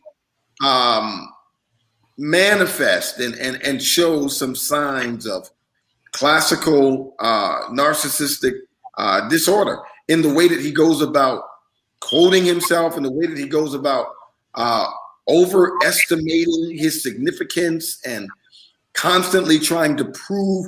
It's that kind of Donald Trump way of getting hurt at the, he has at fans. the audacity of somebody challenging. You know, he just exhibits a lot of that kind of thinking. But regardless of the fact that he's got academic credentials, his history is shoddy.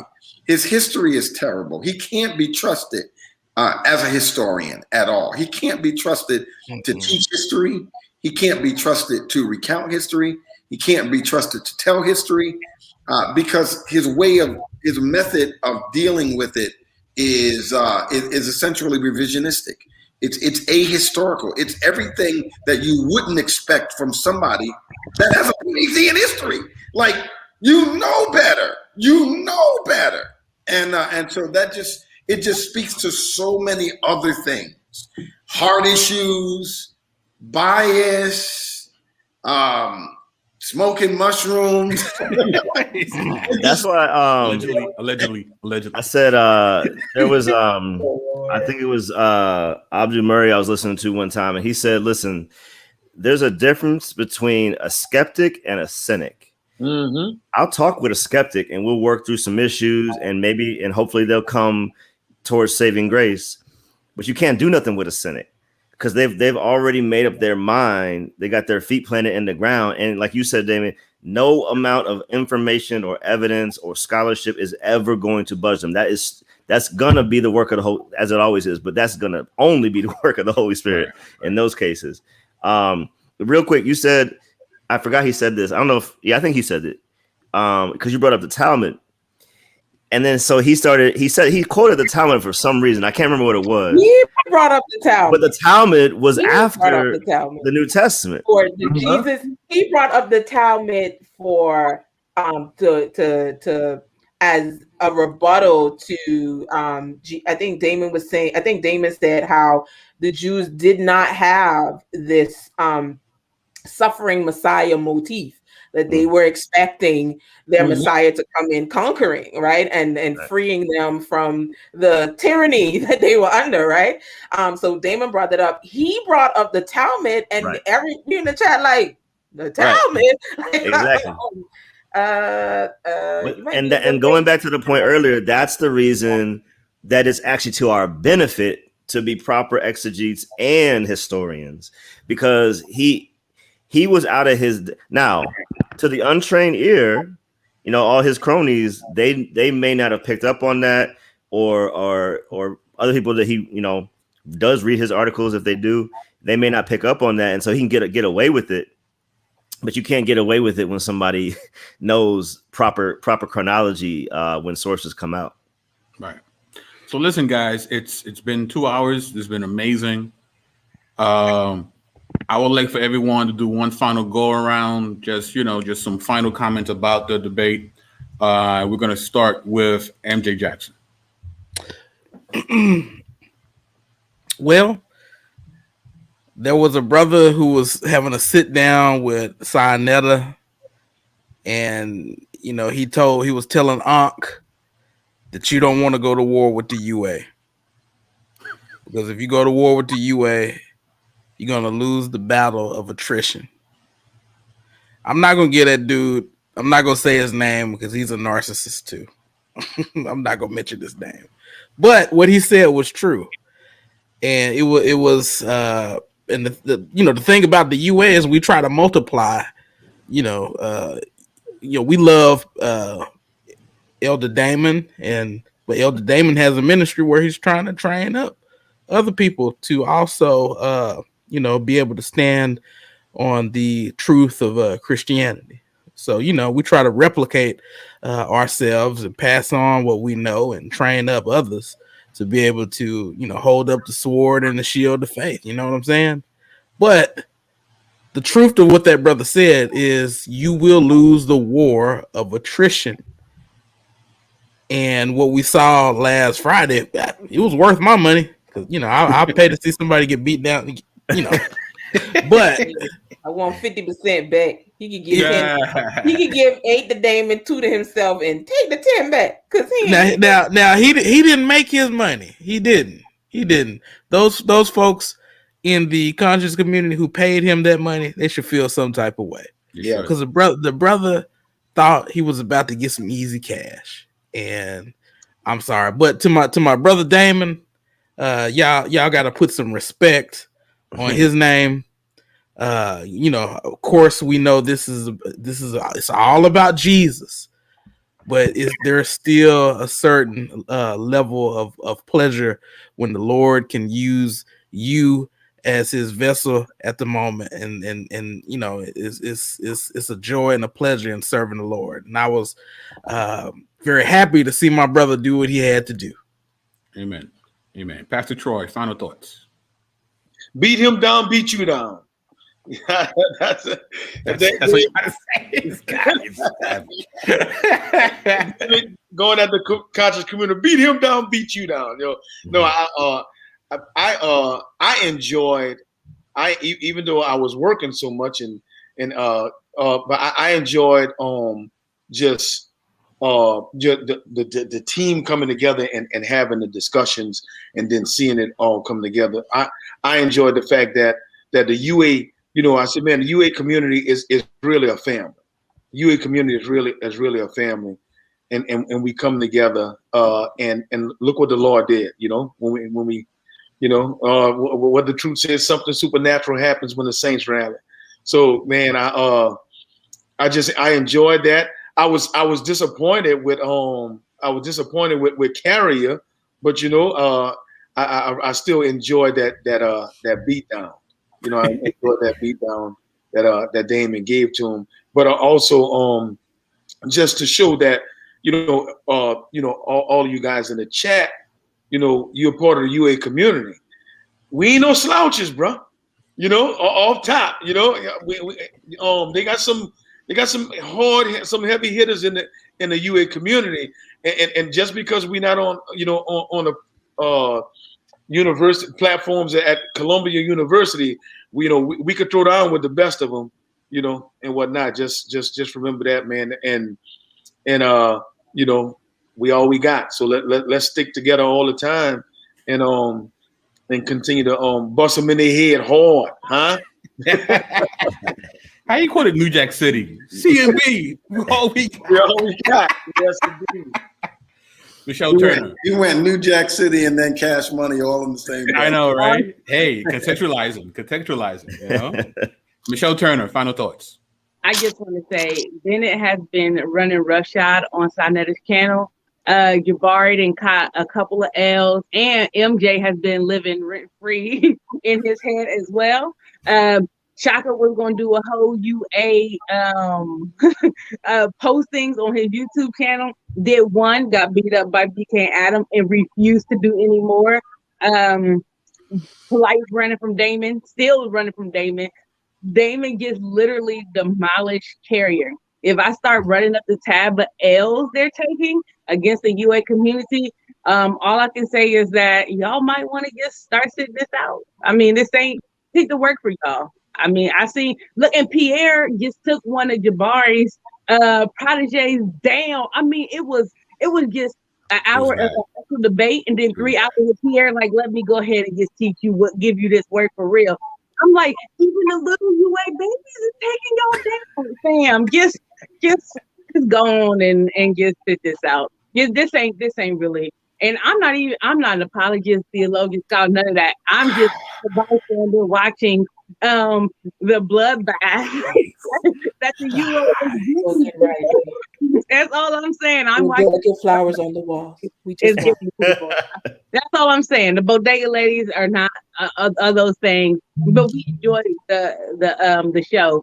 But just know that if you're gonna come from the UA, you might want to come with a little bit more than what the conscious community is giving, and be ready for the work that you're gonna get, because you're gonna get that work too. Just watch out. But I just want to know. I just want to say I'm very very excited to see what God is actually doing in the UA community, to see how God has been using the UA community to really bring about truth, to bring about to bring the gospel to those who may not know what the whole scope of the gospel is, and to bring in what the body of Christ should look like, because the UA is not just, even though a lot of people like to think it is, it's not just a bunch of black and brown people. It has a variation of color. So I appreciate the UA because it looks like what the church should look like, and it operates as a very strong body. So I do appreciate that. But just know, y'all gonna get ran up off the block. So you can't pump your crack here no more. Find another corner, fan. Alex, final thoughts, sir. Yeah, off of that, just come to Jesus and let's get this over with. Like, y'all, there is no win. Conscious community, commit, whatever you in right now, the Lord forgives. Come on home, come to the kingdom, make Jesus your Lord and Savior, and let's kill the nonsense. And then together we can go after atheists, we can go after something else, but this is never gonna be what you want it to be. There's a in The Wire, Marlo has this line, and the dude the security guard's outside the store, right? Marlo walks up in there. Marlo was running the block, right? He goes in the store, and in front of the security guard takes the lollipop. Yeah. And he said, and the security guard's like, come on, man. And he says this: you want it to be one way, but it's the other way. That's what it is. That's right. Very wow. Shotty Mills, final thoughts. So I think you guys, I everything that everyone said about the gospel, come to Jesus. Here's another thing I wanted to speak to believers in general, and then I wanted to speak to some sisters out there.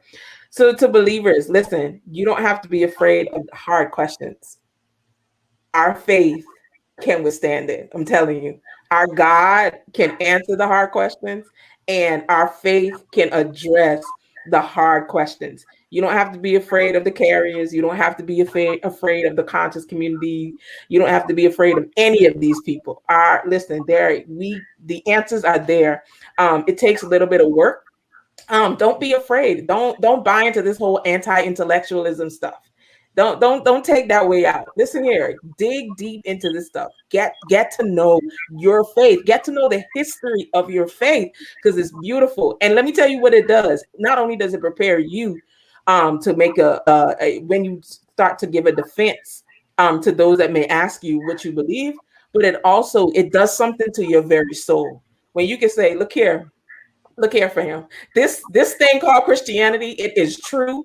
It is viable. It stands the test of time. It stands the old scholars that came up against it. It stands up against the new scholars that come up against it. It stands up against Bayes' theorem and any other thing else they can try to calculate, figure out, or come up with. This thing stands up against it. You know why? Because it's true. And it is because we believe in the one living God. So don't be afraid. Don't be afraid. Don't be afraid. Don't buy into this whole thing that you're just supposed to be at church running around falling out. No. You gotta love the Lord with your mind. Get into it. The other thing I want to do is I want to talk to my sisters out there. Listen, for a long time, we've been making chicken and all other kinds of, and I don't have a problem with making chicken because I like chicken. But for a long time, we've kind of been more into the fluff. As it relates to the faith, we've kind of been, we've taken, or we may have come to the conclusion that theology and these types of discussions are for the men. I want to let sisters know, listen, it's for you too. It's for you too, sis. It's for you too. Now, I'm not an apologist, okay? Not an apologist. After all that. Neither am I a theologian. But what I am is someone with her mind. And I'm able to look at an argument that someone is making, and I'm able to say, okay, is this logical? Does this purport with the facts? Is this true? And that's really it. So to my sisters out here, don't be afraid. Step up. You want to be an apologist?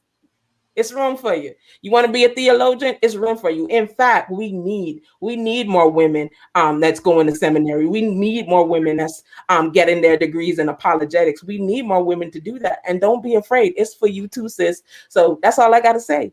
And I also want my $10 back from Garfield. I want my $10 too. And I just want to say real quick, as a woman, you can parse the Greek. It's not that difficult if you take your time and study it. And it'll actually help you understand the Bible in the original language better. It'll help you with exegesis and hermeneutics and all that good stuff. So I would really also mirror what Shawnee said to say, if you're a woman, get into it. Study, read. These books aren't behind us because they're nice. We actually read these books. So just read. You don't even if you don't want to go to seminary, get you some books that seminarians read and then go from there. Make sure you understand what's being said. Reread it again if you have to. Reference it when you need to reference it. You don't have to go to seminary, but make sure you know what you believe and why you believe it, and you'll be able to stand better on your faith as well. So you parse the Greek. You have all these theological books behind you. You defend the faith wherever you go, but you're not an apologist, right? I just want to let the record show that there's no book behind the wallflower. Michelle got Grudem's new systematic theology behind her. I see that. Don't let Shawnee fool you. Shawnee got it too. Shawnee behind her. Shawnee got them. I bet there are book behind me. They there. Don't do that, Shawnee. You know. You said you got all these books behind you. You see a book in my in that room? No. Don't pull a Richard Carrier and come on, don't do that. But anyway, Damon, brother Damon Richardson, you have. So listen, Garfield called me 30 minutes before the debate started, and there were already about 150 people, maybe 175 in the room. And so he called me on the phone and he said, "Hey man, you're on live now. They're listening to you. And, tell them, what do you want them to know?" And I said, "Well, hey, listen, I'm excited about this debate. It's going to be fireworks. It's going to be a great conversation, great debate. And a lot of you are going to learn some things tonight." And I said, "We got about 30 minutes until kickoff. And I can't wait." So he said, "All right, man, what's your predictions?" And so again, classic form, I said, "Well, if you remember Passenger 57, Wesley Snipes said, 'Always bet on black.'" That was a very good movie, by the way. FYI. What was it? That's hilarious. You said it was what kind of movie? I said it was a very good movie, by the way. Oh, gotcha. That's exactly right. That's exactly right. Go ahead and watch it if you haven't. But the statement was a jab at his audience. We can't pretend that there weren't other dynamics involved, and I wanted them to know. Listen, don't think that don't think that this guy's going to come in because his skin color is a little different, and that's going to be, that's where he derives his authority and all that other stuff from. And but that was a funny thing. But I'll say this though: last August, it was said that this community wouldn't even be around. I remember that. Folks was prognosticating and prophesying all over the place. That's the end of the UA community. The handwriting is on the wall. And all this other stuff. And look at it. Look at it. Since that time, to the glory of God, soli Deo Gloria, we have been racking up W's, and the same people have been racking up L's. And let me just close on this. Preachers have at least 3 closings. This is my final closing. Listen to this. Listen closely. I remember playing a preacher friend of mine in basketball. Now, back in the day, I had a pretty nice game. Seriously, I had a nice game.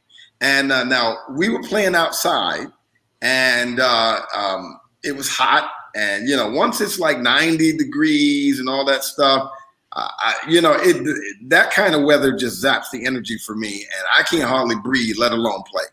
But so what I figured I would do, because I knew I was a good shooter, and so even if I didn't have the energy to drive and lay up and all that, I figured I'd let him go ahead and run the score up real quick. I was too tired. I'm bending over. I'm holding my knees and panting. And I'm like, I'm not even playing D. I'm going to let him score because I figured I'm just going to run him down anyway, shoot about 5 in a row and call it a game and then quit because I was already too tired. And so next thing I knew, it was like 17-5. And I'm too tired to even do any of what I imagined. So by that time, I'm already calculating in my mind, okay, he might get it. We're going to run it back, though. And I'm going to kill him. I'm going to just hit threes all over the place because I knew I could do it. So when we got done, we sat on the bench, drank some water, and I'm like, all right, man, let's run it back. And he was like, what? Run it back? What? He said, oh, no. He said, listen, let me teach you something. He said, don't ever assume that you'll have another opportunity to do what you should have done the first time around. He said, I ain't never going to play you again. You're going to have to hold this L forever. There's no way to redeem it. And listen, from that day till this day, me and that brother never played another game of basketball. Now, why do I say that? I say that because I promise you, you'll be hearing that some talks about a rematch and all this other. I'm telling you, I got my watch set to where it's going to be some talks about, hey, Carrier wants to. No, listen, man, there ain't no rematch. You're going to have to hold this L. Keep it in your trophy case for the rest of your life.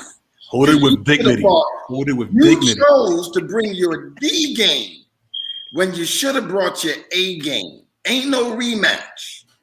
You hear what I'm telling you? Ain't no rematch. It's over, right?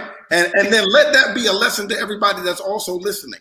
Never assume that you'll get another chance to do better. Play like it's the only chance you have and put your best into everything that you are doing to the glory of God. And I knew, Alex pointed it out earlier, we all knew that his position was indefensible. And yet we still approach this like everything was on the line. Right. Always bring your A game and never assume that you'll get another chance to redeem yourself, because that may be your only chance to make your case or what have you. So it's game over. It is done. He's going to have to keep that L in his trophy case for the rest of his life. He will never get another chance to see Damon Richardson in a debate. That one is in the books. Finito. It's over. Yeah, I'm still tired from the meetings. It was fun though. It was fun. Early in the morning meetings too. Like, yo, I don't never want to read a Richard Carrier peer review article. I said I tell Pastor Damon. I said, let me tell you something. I have everybody. It's 1 year. 1 year. I don't want to hear nobody. I don't want to hear nobody ask me nothing about Richard Carrier. I don't want to hear. Listen, you better affirm that Jesus exists. That's how tired I am. 8 o'clock meetings. What are y'all doing? Listen, this was not taken lightly. This was I mean, I'm talking about when I say I am so sick of the debates, the videos upon videos upon videos of watching them debate, of the people that have written articles about books and different things about the evidence for Jesus. I'm telling y'all, it was a lot of legwork put into this, but them early morning meetings was the worst part. I'm just like, y'all need to find better time or something like that. And purchase the Whitewashing of Christianity. It drops, matter of fact, next week, June 29th. I mean, because we already got some #1 books on the list. Might as well go ahead and keep the ball rolling. So it drops June 29th. It's actually #1 on Amazon. So let's keep that up, because the UA just the UA book did amazing. So we need to keep that momentum. So buy that book too. Amen. Hey, BK, before we go, Yes, sir. Some people in the chat asking about books, asking about content and whatnot, and where to start. We have several content creators on here: Alex, Matthew, you, and Damon. I know Alex and you guys do a lot of stuff on hermeneutics. So give them some ways that they can get some of that content in their lives. I'm going to defer that to Alex. So I did a video that I tried to make it like a good synopsis. It's like a 20, I don't know, about 20 minutes. It's called There's Rules to This. And it's got a picture of like Richard Dawkins, Oprah, Zakir Nick, but anyway, it's like a crash course in hermeneutics. However, this one right here, That's it's pretty accessible, but it's a little bit high level. But I mean, this is like, if this is the only hermeneutic book you got, you'll be all right. Can you say the name of the book, bro? It's Introduction to Biblical Interpretation by William Klein, Craig Blomberg, and Robert Hubbard. That's my favorite one. I suggest that one as well. That's the one we had in hermeneutics and div. That's the book that you have to use. So I suggest it too. But if you're asking about content for Jesus mythicism, my favorite books, of course, you can't. James Patrick Holden, you can't really go wrong. That's a great book. I got that book. That book's amazing. Shattering the Christ Myth. That book is amazing. Reinventing Jesus. This is a good one. You'll get a little bit of everything in Reinventing Jesus. You'll get some textual criticism. You'll also get some parallelomania being addressed, and you'll also get some different looks at the Gospels as oral traditions as well. And then, of course, we got the Jesus Legend. And this is a really good book, also dealing with Jesus mythicism as well. But there are more books than that, but those should be enough to get you started. And just always check the footnotes. Just look at the footnotes to keep going. Yeah. I told a person to email because I know we were ending the show. To email. So send me an email about what areas that you're looking for, where to start research on. Is it just about on the historicity of Jesus? Because those are some great resources. You have Habermas that does a lot of work in this area too. He has a book on the resurrection, and he has a book on the historicity of Jesus. So just send an email, and we can compile some resources and get them to you. And of course, we can't forget about urban apologetics. Yes, the urban apologetics book as well. Adam does a great job in that book, presenting an argument defending the resurrection. So that's the book right there. Bart Ehrman is an atheist, but he does have a book called Did Jesus Exist as well. Good book, yeah. It's a pretty decent book as well. So like I said, there's tons of resources out there. Send us an email. You can get started with the ones that have been presented. And if there's an area that was not talked about that you want some advice on as well, you can send me an email. We can get some information to you. That's what I got. Cool. Okay. And bro. All right. And also after you go to Urban Logia and look at Damon's videos and Alex's videos and stuff about hermeneutics. Two books that absolutely blew my mind. When the church was family, Helen, and honor, patronage, kinship, and purity. Yeah, that's the joint right there. That's a banger right there. This book right here. Hey, this book is heavy. I won't lie to you. You'll never read the Bible the same again. Yes, never. That's a banger. That's definitely a banger. And David, one note about every book, because Dr. Carrier, we talked about it all night about the sources that he cites and the stuff that he did in the book. He was, changing things around and doing all kind of stuff. Just because you read a book, and even if it's a book that we recommend, be critical as you read. Yes. When you read the book, be critical. You don't have to. If something that is said, check it out. If it causes you to kind of do your eyebrows like this, kind of pull that string and see why, but be critical when you read the book as well, because every writer is fallible. They can make mistakes. They can put things, they can share things that's incorrect. So definitely be critical when you read the book and read books. And real quick on that note, I know we gotta go. So if anybody follows my channel, it's Relentless Pursuit of Purpose. So when I do videos, the back end editing takes me a long time. And if you watch my videos, I always it's usually a picture of the book cover. Then I have the page number under the quote. But what I will say is also, so like there's footnotes everywhere, but then even there's the last 100 pages of other notes.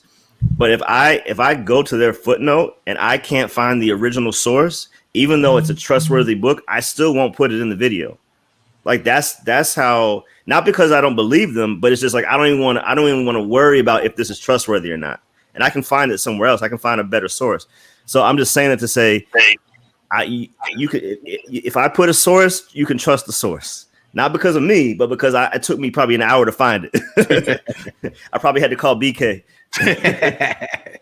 So good. And with that being said, it's Michelle Turner, Pastor Troy, Alex M., Damon Richardson, MJ Jackson, Shotty Mills signing off. Catch you later. Peace.